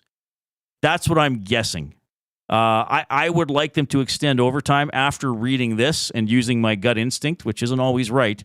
I'm wondering if they'll just leave it. Just leave it at 5 minutes and say we're getting what we want. We're not getting a lot of shootouts. We can live with it. That's kind of what I'm thinking there. Okay, I got to set up the finals here, by the way, so you can vote on Twitter. It's St. Patrick's Day, so I put up a poll of your favorite Patrick. In the semifinals, Swayze beat Ewing 76% to 24%. And Patrick Stewart beat Patrick Kane 59-41. So I'll set up a poll here. It will be Patrick Stewart. It'll be an actor battle. Patrick Stewart against Patrick Swayze for your favorite Patrick on St. Patrick's Day. Pretty amazing, eh, Coop? I love it.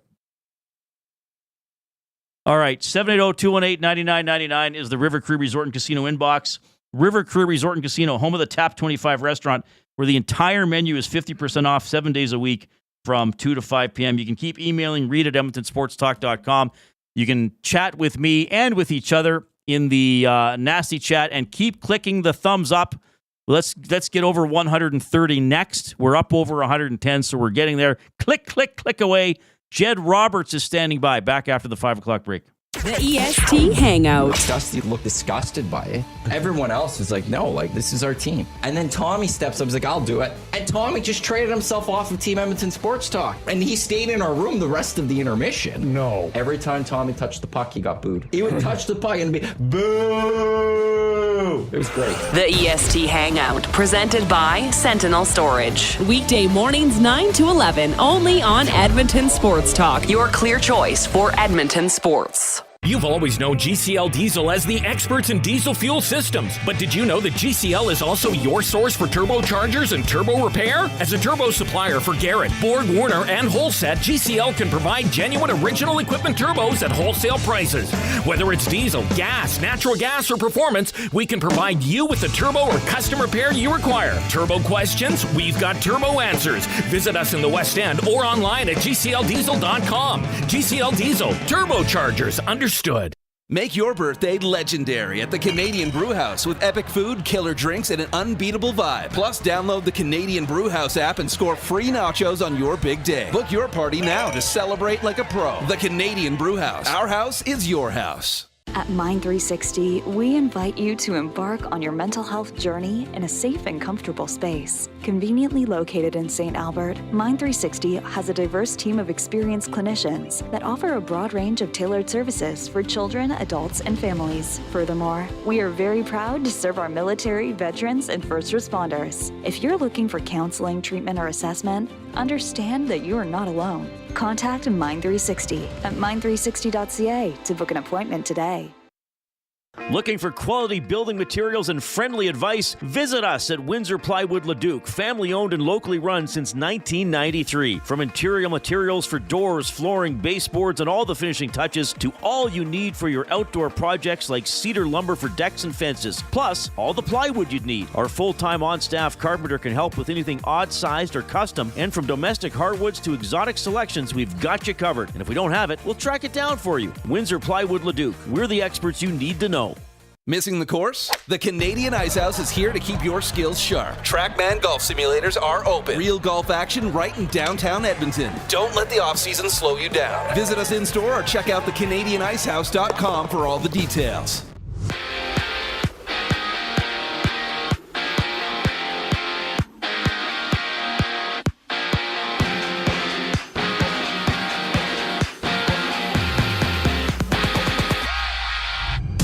Five games dot the NHL slate. The Flames challenge the Leafs. Philly hits the ice in Tampa Bay while the Bruins take on the Sabres from Boston. And ESPN's Shams Charania has reported that Paul George is out for the remainder of the season. He's battling a left adductor and left knee injury, resulting in George being rolled out for 6 weeks for the 76ers. And Mavericks star Anthony Davis is recovering from his own adductor injury. He reports to the G League as he ramps up for his return to play.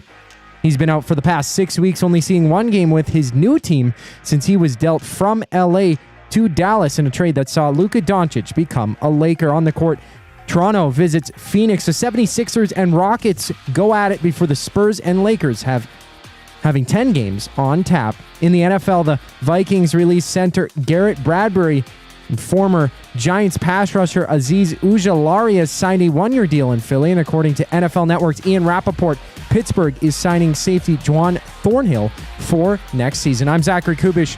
That was your sports update. The third and final hour of the Reid Wilkins Show starts right now.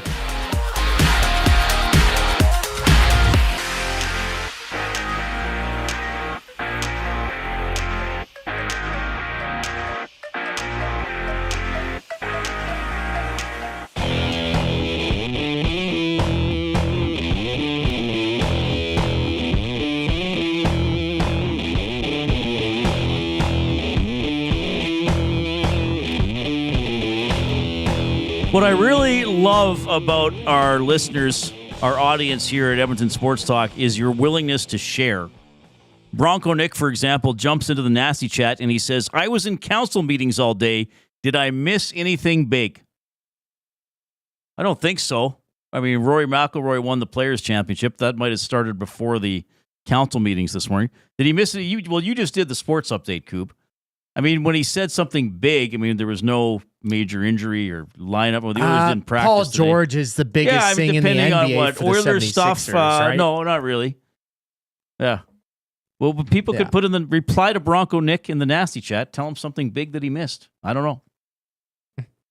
By the way, I got to do Jed Roberts is here if you're wondering who this handsome, large ex-football player is, if you're watching on YouTube. I will get to you, Jed. I got to do some business here. It is time for our game of the night presented by Playmore Tables and Games. From ping pong and pool tables to darts and dome hockey, plus all the classic arcade action you could ask for, visit Canada's Game Room Experts, locations in Edmonton and Calgary, or online at playmoregames.ca. I got to go with a good old all-Canadian matchup for our game of the night. I usually pick hockey. Jay tries to branch out a little more, but I'm going to go Flames at Maple Leafs. That starts in half an hour. I believe that's the Prime game, is it not? I believe that's the Amazon Prime. Yes, it is. It even says on the NHL website. So we got the Leafs now tied with Tampa Bay for second in the Atlantic Division. Calgary, 2 points out of a playoff spot, but with 2 games in hand on Vancouver and 3 games in hand on St. Louis. Those are the teams that they trail. So Vancouver has the final playoff spot at 73.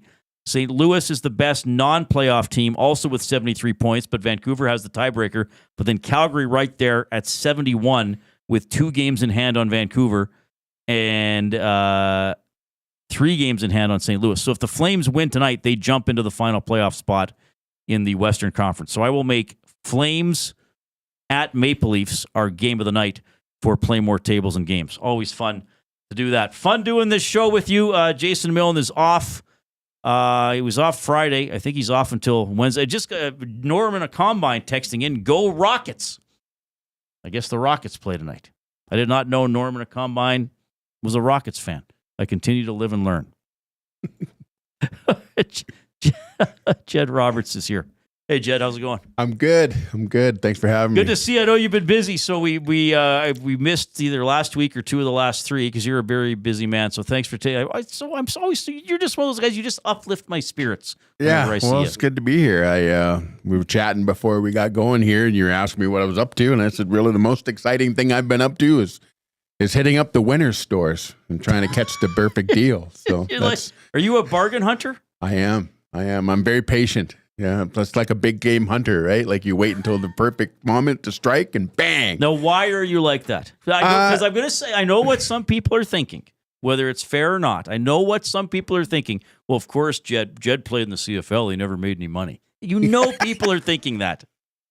I just like getting a good deal, I'll give you an example. I went and I picked up some Under Armour slacks. I'm wearing them right now. And, I didn't go in looking for them, but I was like, man, that's a great deal. I got like 50% off on them. So it's awesome. It's just, I don't know, put one over on the man, Jed Roberts is sticking it to the man. Yeah. That's incredible. What's all about? Yeah, I know. I rarely buy clothes for full price either, to be honest with you. Yeah. I mean, unless I really need, I guess maybe socks or underwear, because when you need them, and they're not that expensive either generally, right? But if I see, I will not pay full price for like a pair of jeans or something like that.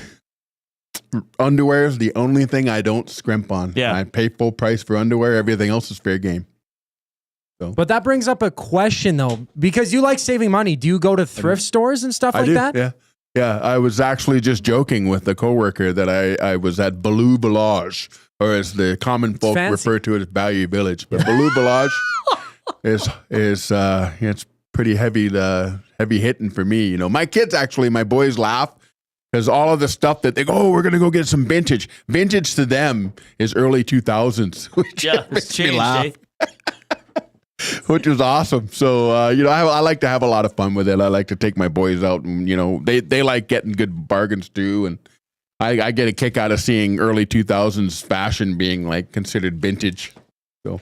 Well, I think in my life, so like I was not around in the 60s when bell bottoms were big. And then I think bell bottoms made a comeback in the 90s, and now I think, are they not back again? I was around when bell bottoms were. You're not that old. Early mid 70s. They had those bell bottoms with the big star on the back pocket. Yeah, those were, and it was just before Staying Alive came out, and disco killed the bell bottoms. That's incredible. Yeah, and no, Well, I did not know you were a dedicated bargain hunter. Oh, And when yeah. did that start? Like, little well, kid, you know, playing like career? I was, my mom was a single parent, right? And she couldn't really afford to pay full price, so she kind of taught me everything she knew, and I'm just trying to take it to the next level, Reid.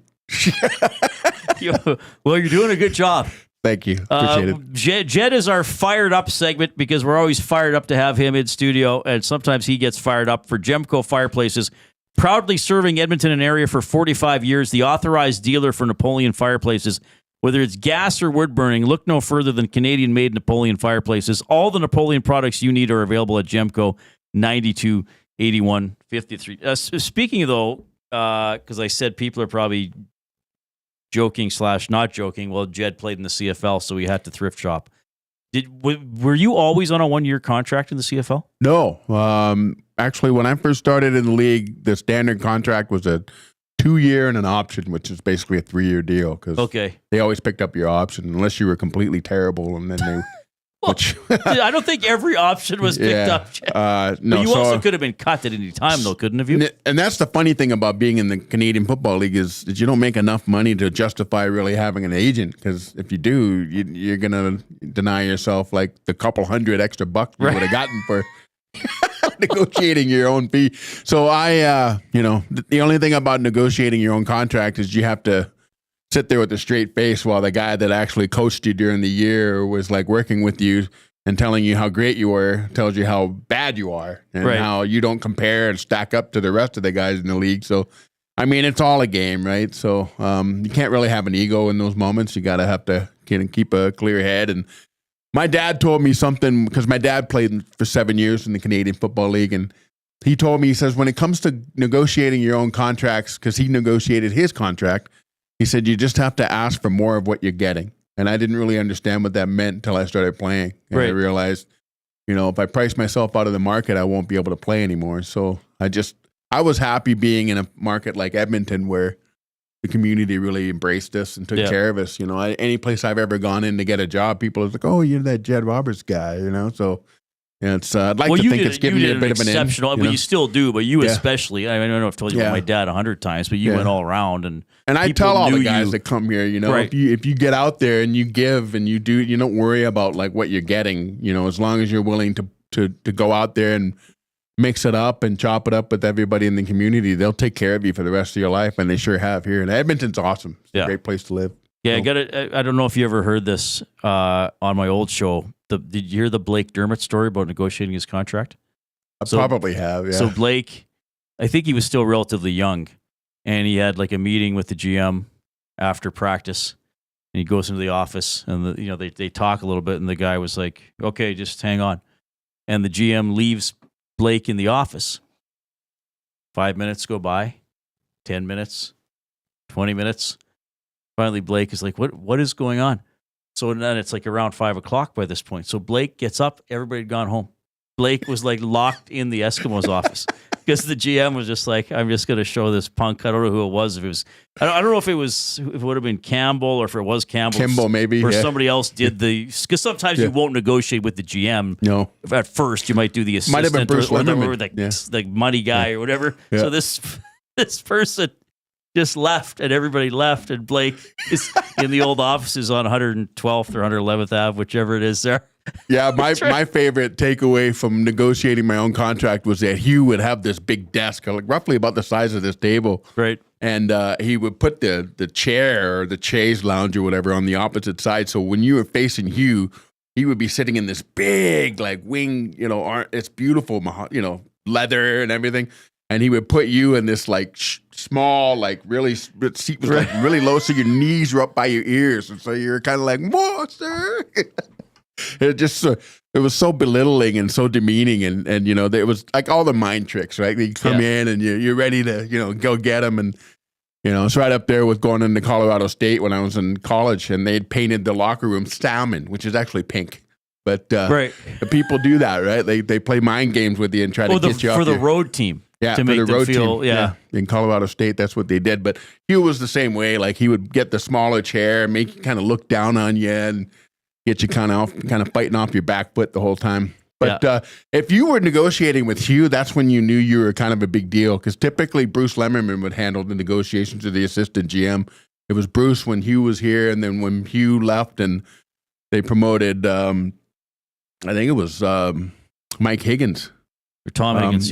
Tom Higgins. Sorry, Mike Higgins. Who was that? That's the guy that Michael played. Higgins was my news director at Lloydminster. He's now on CTV Alberta Primetime, isn't he? Mike Higgins was the guy that played center for my college team who went on a 20 or 10-day contract with the Lakers. Oh, wow. What? Weird. Okay, let's tell that. Okay, save anyway, that long story. So they would get the assistant GM, and you would basically barter with them. And then if it got really serious, they punted you up to the GM. And then, so it was like they tag team you, like good cop, bad cop. And so did you ever get what you wanted? I just got more of what I was getting. Just, you know what I mean? I got to play longer. They knew you were getting a raise. They just wanted to make it seem like they were doing you a favor. The only time I ever got a raise, Reid, was the first time I negotiated a contract. And I got a raise, and then every time I went in after that, I just took the minimum. I just wanted to keep playing. Oh, really? I didn't know that. Yeah. So. Yeah. Oh, good for you. But I got to play for 13 years, so you can't argue with that. Long time. Sometimes I forget how long. And did you retire and come back? I retired 3 times. Third time was the last time after I broke my leg. But I retired in 98, came back. Retired in 2000, came back, and then 02 after I broke my leg. So right. And didn't you change your number from 43 to 76? 43. That was in 99, I think in 99 or 2000. I switched. And it was crazy because Dwayne handled all the numbers, and he would, decide who got to wear what. And I don't think anybody had worn 76 since McGowan had gone. And Dwayne was super protective of that number because of that. It's not formally retired, but it was a number that he never really gave away. Right. So I asked him if I could have it because my dad wore that at Ottawa, and he said, yes, you can have it. And then after I left, they gave it to Randy Spencer. Because that used to be a receivers, like the receivers aren't in the 70s anymore, are they? Yeah, they do. Well, they still do. You can? Typically, people, they've gotten a little bit more relaxed about what numbers they let people wear. Because I'm trying to think, no one's worn 1, though, I don't think. No. People have worn 2. People have worn 2. Much to Gizmo's chagrin, yeah. Well, he wishes it was just his. I don't know. You know what? If he wouldn't admit that, but yeah. We got to bring him in someday. That'd be great because I can go home early. He'll just keep talking. Buddy, you know what? If he ever came in here and him and I were doing the show together, you probably wouldn't be able to get a word in. I would just be an audience member at that point. It would be crazy. Did he ever tell you this? Well, I assume he did. He told this because as much as he likes to talk, he's actually hard to nail down for talk shows. Yes, he's busy and he doesn't reply to texts and stuff. You might have even helped Dave and I get him on once because plus it was during. I think I had him on during the pandemic when it's like there's no sports. Oh, it's really? like just come tell stories. So he said Damon Allen was a team and they were in Regina and they're warming up before the game. Do you know where I'm going with this one? Yeah. So and there was this quite elderly woman who had like a cane and stuff in the front row at Taylor Field, as it was called at the time. And she was calling, Mr. Williams, Mr. Williams. And Giz isn't doing anything. And Damon Allen's like, Giz, that woman is calling to you. Like, it's just warm up, man. And Giz is like, I don't talk to the, I can't do the good Gizmo impression. But he's like, I don't talk to the fans before the game. And Damon's like, go talk to the old lady. Like, she's a senior. So Giz finally runs over there. And the woman says, you Gizmo Williams? And he's like, yes, ma'am. How are you? And she says, if you run a punt back on this field, I'm going to beat your ass with this cane. Welcome to Ryderville, everybody. Welcome to Regina, buddy. Yeah. Gizmo, we had a running back, I think 92. It was the same year that they brought Mike Pringle in and then released him. When he was a kid. Blake Ezor. Yeah, okay. We have a guy named Blake Ezor who'd come in from UNLV. He'd been with the Broncos for a year. And Blake was from Las Vegas, so he's a bit flashy, right? White kid from Vegas. And he wore this shark skin suit on the road to Ottawa. And it was shiny, and I swear it looked like aluminum foil. It was just such a beautiful suit. But So he took it off and he hung it up in his locker. And then right before the game, and Reid, you couldn't do this again in a million years. It's a different league nowadays, but Gizmo wore that suit to the pregame warm-up. He was out on the field wearing this sharkskin suit leading our stretch, and we were all laughing so hard we couldn't concentrate. It's no wonder we ended up losing that game. But he ended up sweating in that suit. I mean, he had sweat pit stains all over, and poor guy Blake Ezo had to wear that suit home. So That was awesome. So did the kid realize that his suit wasn't appreciated? He knew. Yeah. It was one of the funniest things I've ever seen. Oh, my God. Giz likes to tell that story. It's pretty funny. And not only that, he wore the old leather helmet that Dwayne had in his locker room, and then he also wore sunglasses. And he didn't say a word. He just was like doing the stretches up in front of the whole, and nobody could even talk. We were laughing. And then so he hard. went and changed into his equipment. Yeah, and then he went and changed into his equipment, and we went out. We lost the game, but Where was that game? Was that in the States, Ottawa. you said? Well, that was Yeah. a game against Ottawa. yeah. What are the football players, what do you guys try to do in warm-up? Because like in hockey, we see the drills and we look for the line well, combos. you split up into the units, and you do your warm-ups and stuff, and then everybody comes together, and you run as a unit, excuse me, as a defense, and then you stretch before that. But now they don't do the static stretches anymore. They do all dynamic stretches, which is a totally different thing. That's how long it's been since I played, right? Right. They don't sit still and stretch anymore. They do all the dynamic stuff. So, but back then we would all be kind of paired off into, positions. One line would be defensive line, one line, yeah. and so we would all be, and we all had kind of the same things that we would do every game, and same jokes that we would tell, and we would get together, offensive, defensive lines, and then we would all get together. And I gave the pregame speech for the line for 13, almost 12 years. So, well, you did it for that long. Yeah, for just a long time. because you're a good orator. Yeah, and I'm deaf, so I couldn't really hear what was being said. It might as well be me talking. I'll do the talking. That's amazing. All right, Jed Roberts is in studio. We will dive into his take on the Edmonton Oilers, who have won 2 consecutive games. If you are on YouTube, let's rally with the thumbs up. We need 12 thumbs to get to 130, which gets us into Word of the Day territory. One more segment with Jed coming up. Here comes the Koob.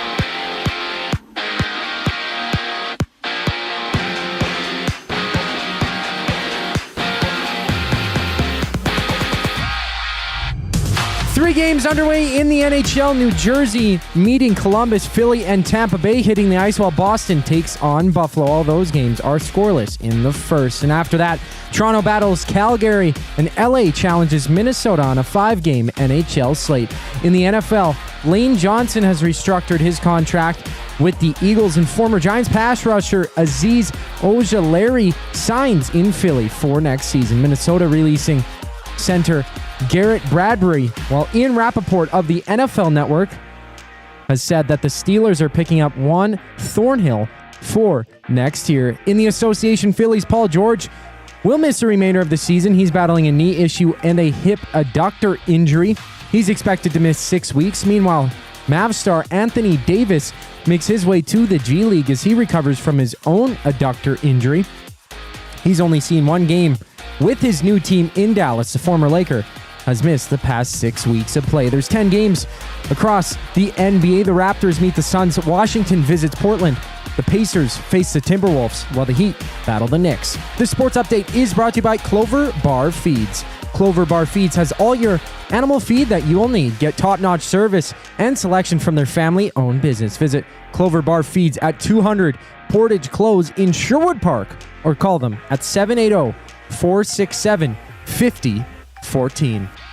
Jed Roberts. More with him on the other side of the break. I'm Zachary Kubusch, keeping you in the loop. The Nielsen Show with Lieutenant Eric. Darren Drager, he's our hockey insider today. Many just thought that, okay, well, let's get to the regular season, get into the playoffs, and watch this team run. You do need to see a higher level of urgency overall in the Oilers game than I think what we've seen over a stretch. I think that that's more of what they're hoping for and looking for, is the consistency of that push this late in the regular season. The Nielsen Show with Lieutenant Eric, presented by Southport Chevrolet. Weekday mornings 6 to 9, only on Edmonton Sports Talk, your clear choice for Edmonton sports. Love is in the air. I love you. And you? And you? And you? Why choose between your beloved items? Sentinel Storage, keeping your treasures safe to be loved again. Try 4 weeks free. Details at sentinelstorage.ca. UFC 314 goes down at the Canadian Brewhouse on April 12th. Watch every knockout on the most TVs with epic food and drinks in the best atmosphere. Don't miss the action. The Canadian Brewhouse. Our house is your house. Looking for a winning strategy for your retirement? Contact me, Joaquin Gage at K4 Financial, where expertise meets dedication. I will always look for a careful approach to your retirement, ensuring your financial future is secure. From tailored strategies to clear, actionable advice, I'm here to guide you every step of the way. Don't leave your future to chance. Get in touch with me, Joaquin Gage, today at k4financial.ca or email joaquin.gage@k4financial.ca to start planning for a brighter future and a more secure retirement. Hey Edmonton, ready to take advantage of lower rates and better pricing? South Fort Chevrolet in Fort Saskatchewan has you covered. From rugged trucks to sleek SUVs. And with over 40 years in business, you can trust that you're getting the best deal on your new ride. As the proud title sponsor of the Nielsen Show, EST listeners can drive a little to save a lot with South Fort Chevrolet's transparent pricing and down-to-earth sales team. Visit us today in Fort Saskatchewan or online at southfortchev.com. Your home for live music and great performances is the River Cree Resort and Casino. Someday you'll be shedding your tears. A one-of-a-kind retrospective. It's Glass Tiger, This Island Earth, April 4th at River Cree Resort and Casino. Don't forget me when I'm gone. Get your tickets at rivercreeresort.com. River Cree Resort and Casino. Excitement? Bet on it. Make your birthday legendary at the Canadian Brewhouse with epic food, killer drinks, and an unbeatable vibe. Plus, download the Canadian Brewhouse app and score free nachos on your big day. Book your party now to celebrate like a pro. The Canadian Brewhouse. Our house is your house.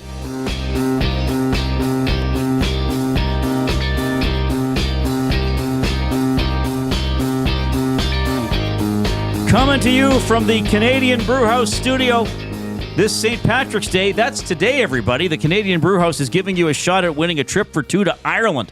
Plus, enjoy Guinness and green beer specials. Drink up, enter to win, and let the luck of the Irish do its thing. Big thanks to Canadian Brewhouse, our studio sponsor, starting today. That's awesome. Jed Roberts is joining me in studio. Jason Milne is away today, by the way, if you're just joining us and you're like, what's going on here? Well, you know that Jed's on the show sometimes, as often as we want him. As often, he's a very busy man. Matt Hyman, what does Jed think about my sad fact? A U.S.-based CFL team has won the Grey Cup more recently than a Canadian-based NHL team has won the Stanley Cup. All right, Matt, enough. Jeez, bringing the mood down. That's my 1 year. Yeah. That's crazy. That is a crazy stat. 94 Baltimore, right? Or was it 95? 95 Baltimore. Because not BC won in 94. BC beat them in 94. So 2 years. Sorry, my bad. Yeah. That was 93. You guys won over Winnipeg and Calgary, right? Yeah. The 94 BC won at home against Baltimore. Yeah, BC made an improbable run. They beat us in Edmonton here, and then they went down to Calgary and beat Calgary on like both games. That Flutie to McManus, McManus to Darren Flutie in the blizzard. Incredible. Remember Ray Alexander, the receiver, blocked a field goal that would have put Calgary up 9 or something like that, or 8 or 9. Yeah. And you guys, I think in that 94 West semi, I think you guys were like inside the 10 and Damon threw a pick on an out. Well, we were on the 1 and we threw the wide side out. I'm not sure to this day why they called that. They didn't run it back for a touchdown, but they ran it back to like the 30 or something. I don't know. Whatever. I don't like talking about it. I'm sorry, buddy. Sorry. But you know what? It's a great theater because BC went on a run. You might as well, I mean, if you're going to lose, you might as well lose to the eventual champion. So you're not bitter about it after the fact. Solace. I mean, we won the year before, so I was okay. And that was somewhat improbable because Calgary was so good. Yeah, they were. And they, I remember Sapungis, the great receiver, bought up a block of like 50 tickets for friends and family, and that really pissed us off. We were like, "What?" He was good. For the Grey Cup, and they hadn't even gotten there, so we were like, "Dude, you still have to play us." So, and we had a little bit of luck with the cold weather, and Flutie Flutie was a great cold weather player. People talk about how his hands got really cold that game. Right. But, after that, he made it a point, like even in the 96 Grey Cup where he just threw lights out. Yeah. He's just a great football player. I think it's the only time I've ever seen him not have luck on his side was that 93 Western final when we won. So Yeah, didn't they turn it over a lot that game? yeah, it was cold. It was minus 30. It was that cold, eh? It was. That's the coldest game I've ever played in. So Give us the thumbs up, by the way. If you're taking us in on YouTube, give Jed a thumbs up. Let's get to 130 so I get a word of the day. Word of the day, before we man. sign Let's off. do this. Yeah, he gives me a word. Well, Yeah. Jay usually does it, but Koob's going to do it today. All right, the Oilers have won 2 straight. You see anything the last couple of games? Or I even said I didn't mind the New Jersey game, except they still weren't quite good enough in front of either net. But I thought there was a rise in the commitment level and the detail level the last 2 games. What did you see? Well, commitment's right. Like when you're talking about a guy like Wallman, how many block shots did he have last night? 5 or 6? I think it was 6, yeah. Some guys are, proud of the fact when they get 1. So when you got a guy, we were laughing before this segment there about how guys make business decisions all the time out there, I don't think I'm going to put my body in front of that 90-mile-an-hour slap shot. But when you got a guy that does it 6 times, it just makes life a lot easier for your goalie. And it looks like you said, structure seems to be a little bit more. You can see it noticeably, like Bouchard broke up the 2-on-1 last night. And you could see that, the goalie knew, Skinner knew where Bouchard was going to go, and just makes it a lot easier to play, between the pipes. I think our goalies get a lot of unfair criticism in this city because we're a bit of a freewheeling team, and sometimes you're not really sure where people are supposed to be. But I think it looks like they're starting to settle down a little bit. I think the new guys like Wallman, certainly, I really like him. I think that he solves a lot of problems. I think he's a guy that when you get a guy like that, I can tell you from being in dressing rooms, when you have a guy that just sells out like that and just doesn't think about himself, just puts it all out there and night in and night out for the team, the rest of the guys just like, you start to see those guys go, well, maybe I should be making those kinds of commitments. And maybe that's what it's going to take for us to playoff hockey is a totally different animal. When you got a Corey Perry playing power play minutes and, his hands are just so smooth around the net, right? Like, just chucking away at that puck and putting it in the back of the net there. It's just fun to watch when they're playing that style of playoff hockey in March, right? So, well, and I know that we're still a long way towards the playoffs, and I try not to get too carried away with the results because I've talked about this before. There was a game early last April. They played Dallas and they lost 5-0, and they looked terrible. And that's going to happen. And I thought, well, they're not ready for the playoffs. And they beat Dallas in the Western Final, but they needed to do something to steady it a little bit. Yeah, and at least come home with a couple of wins. Because if they're 0-4 on that road trip and they're coming home tomorrow night, like you could just feel it in that building. I was pretty nervous going into that for them. I wasn't sure what we were going to see from them. Right, so it's kind of especially when you consider the fact that Hyman didn't play last night. Right, Ekholm's been out. So they're without some of their big guns, and for them to pick up the slack and have guys step up. When you get Arvidsson coming flying down the wing, I know that the defender got a little bit of his stick on that puck, which made it hard for Sturkin to see the puck coming at him. But when you got guys like that putting the puck in the net, it just makes things a lot easier for the team. So But you talked about predictability with the defending and how that can help the goalie. Sometimes at least he's shot. Yeah. So I think Nuge was coming down the middle. So at least they're thinking, Nuge is thinking, okay, if they keep doing that, then the guy who doesn't have the puck thinks, okay, I can go to the net. He's not going to button hook and try a fancy pass. The puck's going to the crease. So I got to get there one way or the other. Yeah. So I like that he shot it. And when you shot, it's funny because Gager, our goalie, he didn't think that hit the stick. He thought that Arvidsson put it off his ear. I thought it hit the stick. But either way, and you don't get puck luck if you don't shoot. Yeah, and if you look at Connor's goal to win the last goal there, he shot at glove side. So obviously they must have seen something from Shesterkin's glove hand that they were shooting at that side. I think they were getting in the side of his head a little bit. And there wasn't a whole lot of. It wasn't a high volume game of shots. Like each team shot 20 shots. So it seemed like a lot more. I think maybe there were shots at the net, but just didn't get there. So.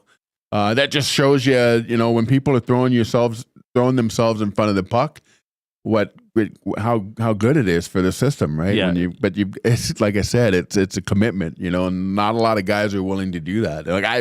I'm going to tell you right now, I don't think I could do that. You know what I mean? I block a play shot? football for a living, but Yeah, but you did enough other difficult Yeah. stuff. You just didn't have to do it on skates. yeah, I can't imagine taking one of those on my knee or getting a Charlie horse or, worse, I don't think I could. Well, who was that?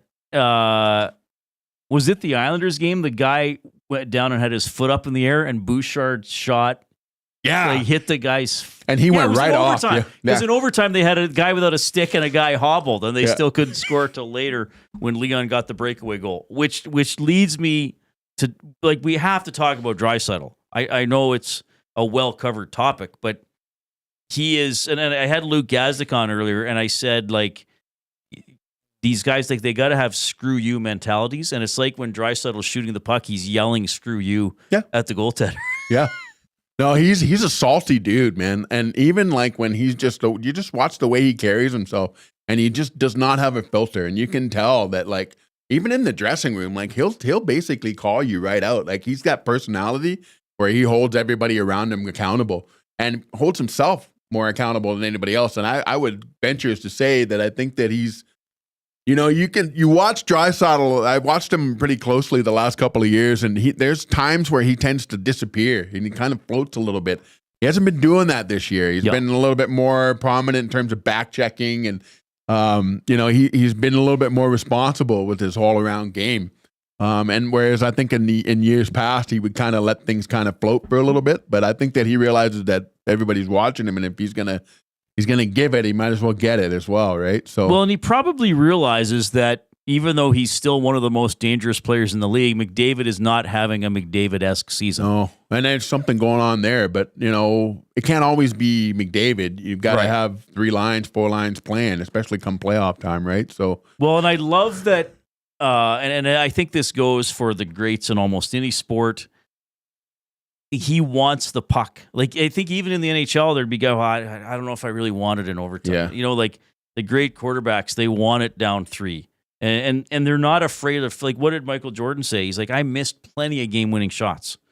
But people remember the ones I make because I was the guy that kept getting the opportunity because I was good, and my coach was like, we got to have him. And I feel like Leon's at that point. I love how, even with some empty nets, last night, he didn't make any qualms about it. He was like, I'm going for the empty net. And I thought, I love Jack Michaels, but I disagreed with something he said last night. What did he say? He said, he goes, I'm sure, because Nuge had 3 assists, and he goes, I'm sure Leon and Connor are looking for Nuge here with a 2-goal lead and an empty net. And I was like, no, they're looking shot. for I agree Leon. with you. Unless Leon has no shot, he's taking it, and unless Leon's triple team, Connor's passing it to Leon to get 50 and get that done and out of the way too. Yeah, I think Leon has watched McDavid enough to know that when there's blood in the water, it's time to eat. You know what I mean? And he's that guy, right? If he senses weakness, he's going right for it. And I like that what you said about him talking to the goalie after he takes a slap shot. I mean, they need more of that. He looks These like guys that's his attitude. F you, I just scored on. I don't know if he goes and says that, but just the way. Riding the Pine says, I love, this is in the nasty. Keep giving us the thumbs up, by the way. We're almost at our word of the day territory. We just need a few more.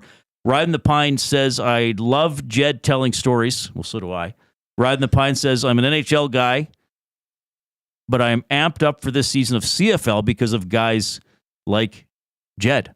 Well, nice. That's good. That is good. Because guys like Jed, there's only one Jed. But there's a lot of great stories and great people in the Canadian Football League. And as we've talked about, guys who come from the States and stay their whole life in a Canadian. How many, you guys were a great era of Esks, obviously, 80s and 90s, early 2000s. How many guys from these good Blue Bombers teams are probably just going to wind up in Winnipeg? A lot of those guys there. But you know what, though, Reid? When I was playing, we had Frank Morris and Frank Anderson and those guys, Jack Parker. Well, I those guess, guys, going back, good, we had guys like that. that hanging around practice, and Frank Morris would sidle up next to me and tell me stories. You should have seen us outside the International throwing the ball on the 3rd floor. We would lay bets on who could put it closer to the, and I was just like, holy smokes, like these guys did not take a day off back then, right? Like, and we had mandatory team meetings, and if you didn't show up, we'd come to your house and pull you out of bed, Right. And so, and those guys all stuck around and they were part of the community, and they named parks after these guys here, so we have that here. We have the capability of building that again, and we've got the people in place, I think, to do that. So, and the ownership is solid, so I'm looking forward to great things. You talked to Chris lately? I haven't. He's been busy, so I've left him alone. Same with Ed. Like I'll talk to those guys when the season starts rolling. I don't want to get in there, and I don't. They're working. I gotta leave them alone. Let them operate. So. All right. Oilers home for 4. So are you at the point now where you hope this is? Again, there's still a lot of games, but it's a little more playoff style hockey now. Is that what you want to see? Well, I want to see them start, because you bring new guys in, right? You got to kind of get to know each other, and like when you're looking at a guy like, the new guys have a style, and you got to get used to how they play, and you've got to adjust to each other, right? And so it's all about chemistry. It's about putting people together, and it's kind of cool to watch the way the coach approaches that, right? And when you got guys out like Hyman and Ekholm, you get, some other guys like Stecker or whatever, those guys will get opportunities, and they're fighting for minutes, man, because when guys come back, like what's going to happen when Kane's healthy in the playoffs, right? So is he going to have enough to be able to do anything, right? So that's something you got to think about. Frederick, where's he at? You know what I mean? Like, well, that's the thing. Yeah, we don't know for sure so, when we're going to see him. And now you're basically auditioning, right, for that. They want to be able to know that they can count on you when those things are happening, and they want to see what you got playing with. How do you play when you're playing with the wall? I mean, how do you play when you got, Brew? You got to be a guy that they can depend on, and you got to be a guy that's like, what, it's not my time yet. I'm going to watch from the press box, and when they tap me on the shoulder, I'm going to go in there and give it all I got. Does it? I'll ask you this, because I've always gotten stuff about the demeanor of the coach, and I say I'm not bothered by Knobloch's demeanor. Like I used to get complaints about how Tippett talked and how McClellan talked, and I said, you don't know how they are, but does it bother you seeing him publicly that he's generally calm, though? And he does say critical things. He does. But he says it in a very even tone. But you know what? He's about as animated as, he's not an animated guy. And I've actually seen him, his son plays football, I think in high school, and I saw him at the, right outside the field there, and he's the same in public. Like you just can't read him. He's not a guy that betrays his emotions. And I think in some regard, I guess this team needs a guy like that, because you've got mercurial personalities in the dressing room. And, those guys basically run the show in the dressing room, and he's just more about the X's and O's. And if there's something to be said, the captain will say it, or, the assistant captains will say it. This club is a veteran club. It's one of the oldest, if not the oldest, lineups in the NHL, and the time is now, right? So, it's not the time to talk; it's time to play. And I think that's what these guys know. They know they're up against it, and they've got to start stringing some games together. They were in danger of dropping a little bit this last road trip. So it's good that they strung together a couple of wins. So, Dave in Section T. Reid, what do you budget for wardrobe when you work in radio? Has YouTube put you into a higher bracket? It is not. Budget is right. And what was the icy game? And Dave then asked, what was the icy game where Sandusky could cut like a knife and Calgary was slipping all over? Or was that against Winnipeg? Yeah, that was courtesy of drywall screws. Right. Yeah, because he beat Winnipeg like 68-7 or something like that. Yeah, we were using drywall screws and they weren't. So was that legal? No. Yeah, what are they going to do about it? Nope, nothing. There were guys on that lineup that had like scars all down their arm. It was like hamburger because when they were trying to tackle Jimmy, they couldn't, and he would step on them and slice them all up, and they'd get stitches. And I'll never forget, their Troy Westwood, just inconsolable after that game. He was just screaming that we were cheating. And I'm like, yeah, well, what's your point? Okay, so how were they put in the shoe? Explain this. Okay, so you take the drywall screw with the drill and you screw it in about halfway, and then you clip off the heads. And then you just play with the drywall screws, like basically what's the remnant of the drywall screw just goes right into the ice. Okay. You cut on a dime.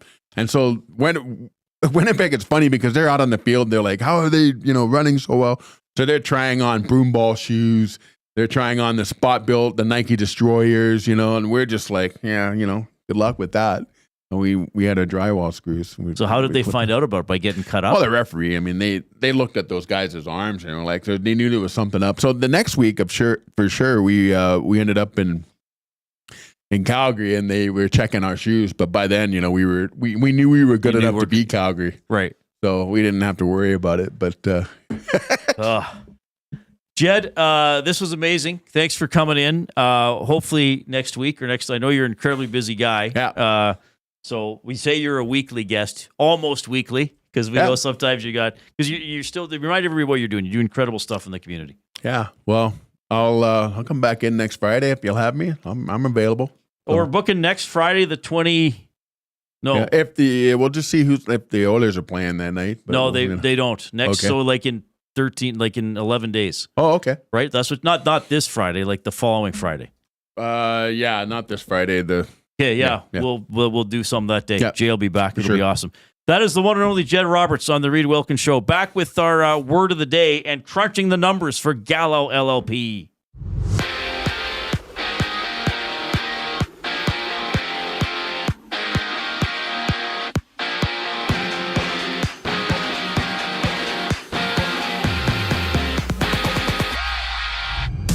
Five games on tap, 3 games live in the NHL, just one with a score. The Bruins are up 2-1 on the Sabres. Pavel Zacha and Morgan Geekie finding the back of the net. Elsewhere, Tampa Bay hosts Philly, and the Blue Jackets challenge the Devils, having all 3 games with under 5 minutes to go in the first period. On the court, there's 10 games. The Raps play the Suns. The Knicks battle the Heat before Denver takes on Golden State. And the 76ers will miss Paul George for at least 6 weeks. He has a left knee injury and a hip adductor injury as well. George has spent the last week seeking treatment options on his ailments he's faced during this season. Mavericks star Anthony Davis is headed to the G League. He recovers from a left adductor sprain. Davis has played just 1 game with his new team since he was acquired 6 weeks ago on a blockbuster deal that saw Luka Doncic become a Laker. In the NFL, the Vikings released center Garrett Bradbury. Former Giants pass rusher Azeez Ujulari has signed a 1-year deal in Philly, and according to NFL Network's Ian Rappaport, Pittsburgh is signing safety Juwan Thornhill for next year. This sports update is brought to you by Paramount Flooring. Proudly serving Edmonton and area for over 30 years, their showroom offers all the best and latest in flooring, tiles, and area rugs. Tell them EST sent you for 10% off your next purchase. You can shop in-store or online at ParamountFlooring.ca. The word of the day and crunching the numbers brings us back on the other side of the break. I'm Zachary Kubusch, keeping you up to date.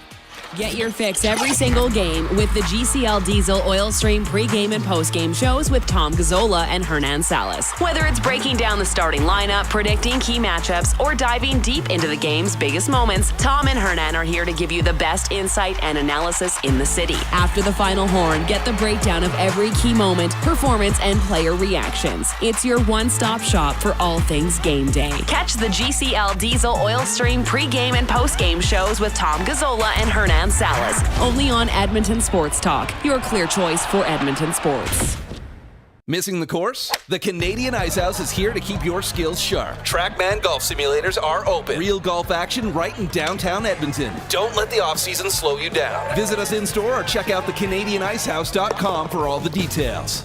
Hi there. If you're like me, you like to picture yourself in luxury, even though there's absolutely no way you could afford it. And if you can, well, even better. Thankfully, I picture myself in something that is luxury, but still absolutely affordable, like the all-new Mazda CX-90 from Park Mazda. With the new luxury features like facial recognition settings and quilted detail Napa leather seating, I can pretend to be comfortable with all of my proper settings activated without even touching the button, thanks to Mitch Lewicki and the great staff at Park Mazda. I like to picture Mitch Lewicki as a ninja fighting off evil samurai. Park Mazda, your dealer for life in Sherwood Park off Y Road, parkmazda.ca.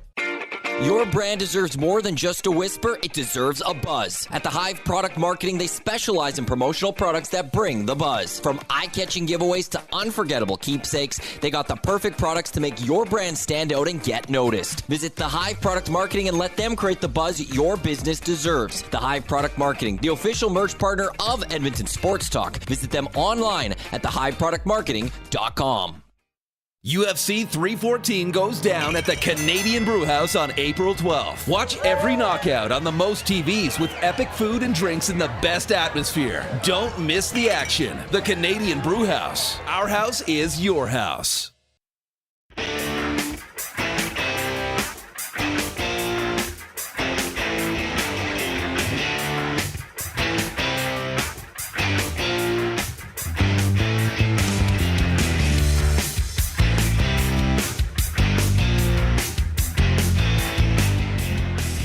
You know who never has a problem on St. Patrick's Day? Kermit the Frog. And the Hulk, if he's angry that day. What about the Red Hulk? I don't know how that works. No, Red Hulk. No, not good. By the way, our favorite Patrick vote. 1 minute left to vote. Swayze leading Stuart by 51.5% to 48.5%. I'm voting right now. So the Star Trek people have to rally for Sir Patrick Stewart. Your favorite Patrick. We started with 8 and we pared it down to 2. Somebody was asking me from what movie is it Patrick Swayze? It's just Patrick Swayze. It's just the guy. It's just like Patrick Stewart has actually had other roles than Jean-Luc Picard. It's just Patrick Swayze. It's not a particular character. Oh, I think it just ended. Hang on. Looks like it's closed with Patrick Swayze. Yes, winning 51.5% to 48.5%. Yeah. And to celebrate, we play a Michael Myers clip as what's that character? Austin Powers. Austin Powers. Yeah, I don't think we have a Patrick Swayze clip anywhere. Well, I'll have to get one. Yeah, I don't know what that was is fun. he known for? Like, what's his big quip? I know he's a dancer and he's handsome and all that. When I think of Patrick Swayze, I think of the SNL skit where him and Chris Farley were the final two in an audition for Chippendales. Do you know what Chippendales is? Was it a cartoon? No. That's Chip. That's Chip and Dale. Chippendales. It's like male performers, shall we say? And so it was Swayze shirtless against Chris Farley. Do you know who Chris Farley is? I've heard of the name. I'll probably know the face. I'll search him up. I sometimes I forget how young people are. Young and dumb. Chris Farley. Yes, Chris Farley. He was in Planes, Trains, and Automobiles, right? No, was he not? John Candy. That's John Candy. Oh that's my John God. Candy. Okay. Wait, Beverly Hills Ninja. We better stop. I better stop. Because I don't want to embarrass myself. We'll just leave it. We'll just leave it. Okay. But the SNL skit was that Chippendales was holding auditions, and the final two dancers were Patrick Swayze against Chris Farley, and they both came out shirtless and performed. Did Chris Farley win? No. We're crunching the numbers, by the way, for Gallo LLP, Chartered Professional Accountants, where they go beyond the numbers to ensure the continued success of your business. Reach out to Preet or John at Gallo LLP if you would like to discuss further how they can crunch your numbers and help your business grow. Visit their website, gallollp.ca, to see how Gallo LLP can help your business grow. Quick stat here on Leon Draisaitl. With 49 goals out of the Oilers' 214, he has scored 23% of the Oilers' goals this season, and a lot of big ones. They take on Utah tomorrow, 7 o'clock game at Rogers Place. Our coverage with the GCL Diesel Oil Stream pregame show will be at 6 o'clock. Norman at Combine was listening to Jed Roberts, says another great interview. Reminds me of the Ched days, LOL. Well, I'm still plugging away here at Edmonton Sports Talk, and I love it. Matt Hyman says that was a fun segment. Thanks, Reid and Jed. Appreciate that. D-Rock says, thanks, Jed. That was good. We love Jed. I think a lot of you love Jed as well. So that's very cool. Beverly Hills Ninja, Tommy Boy, Black Sheep, would all be Chris Farley. And one of my favorite SNL characters ever, Matt Foley, motivational speaker. Very funny. Very funny. People are encouraging you to watch the movies, Jack or Zach. I just called you the wrong name. I'm so excited. Okay. Crunching the numbers for Gallo LLP. All right, we are at, what are we at? 130 thumbs. So we do get a word of the day. I just played the Heavens on Fire clip. Reid and Jay. Oh, I'm sorry. Did I break your concentration? Don't worry about it. What do they got to say? We got to move along here. Again, I dare you. Let's find out. English, do you speak it? Then you know what I'm saying. All right. You've come up with a word of the day? I have also, with help alongside Hernan Salas, I got him to pick one of the words, and I'll start with his. Insouciant. Are we going to do two anyway? Or are we going to see? We'll see. All right. We'll see if we can get her in there. Okay. Get those thumbs up if you want to hear a second word of the day. So insouciant is the word of the day. All right. Insouciant. I have seen this word before, so I'm pretty sure I know how to spell it. I do not think I know the meaning, though I feel like I should. I feel as if this is a word I should know the meaning of. Insouciant. INSOUCIANT.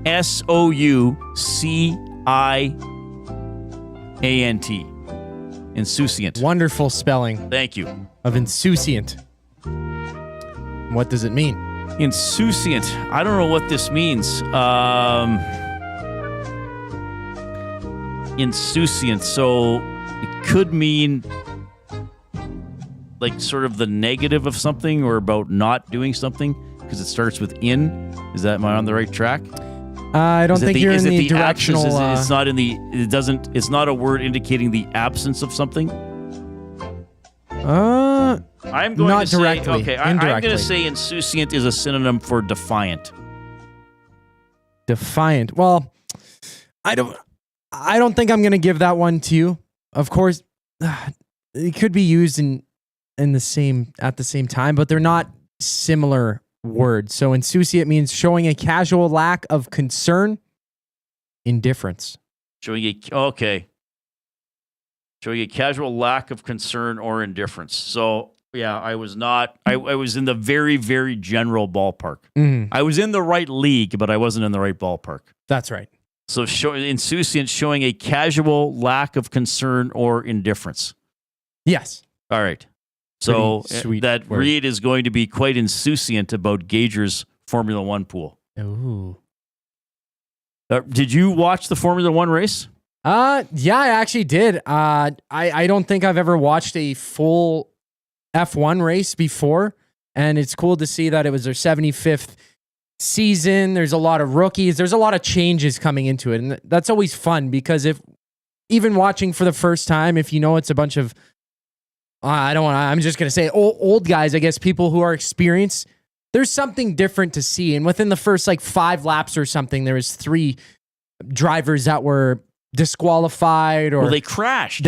Yeah, exactly. So they did not finish. And there was some other racers who kind of puttered out towards the middle of the race. The conditions, it was raining. It was a very exciting race. And I watched a 10-minute recap on YouTube. I couldn't remember who I picked.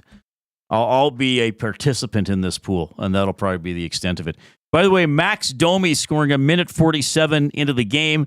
Now about 6.5 minutes into the game, Maple Leafs leading the Flames 1-0. That is my game of the night for Play More Tables and Games.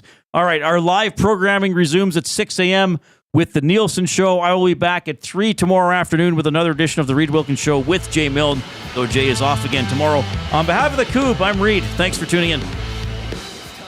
Wing throwdown at the Canadian Brewhouse. Fuego Verde versus Honey Blaze. Who's got the best flavor? Come taste the heat and get your wing fix anytime. Plus 69-cent wings all day Wednesdays. The Canadian Brewhouse. Our house is your house.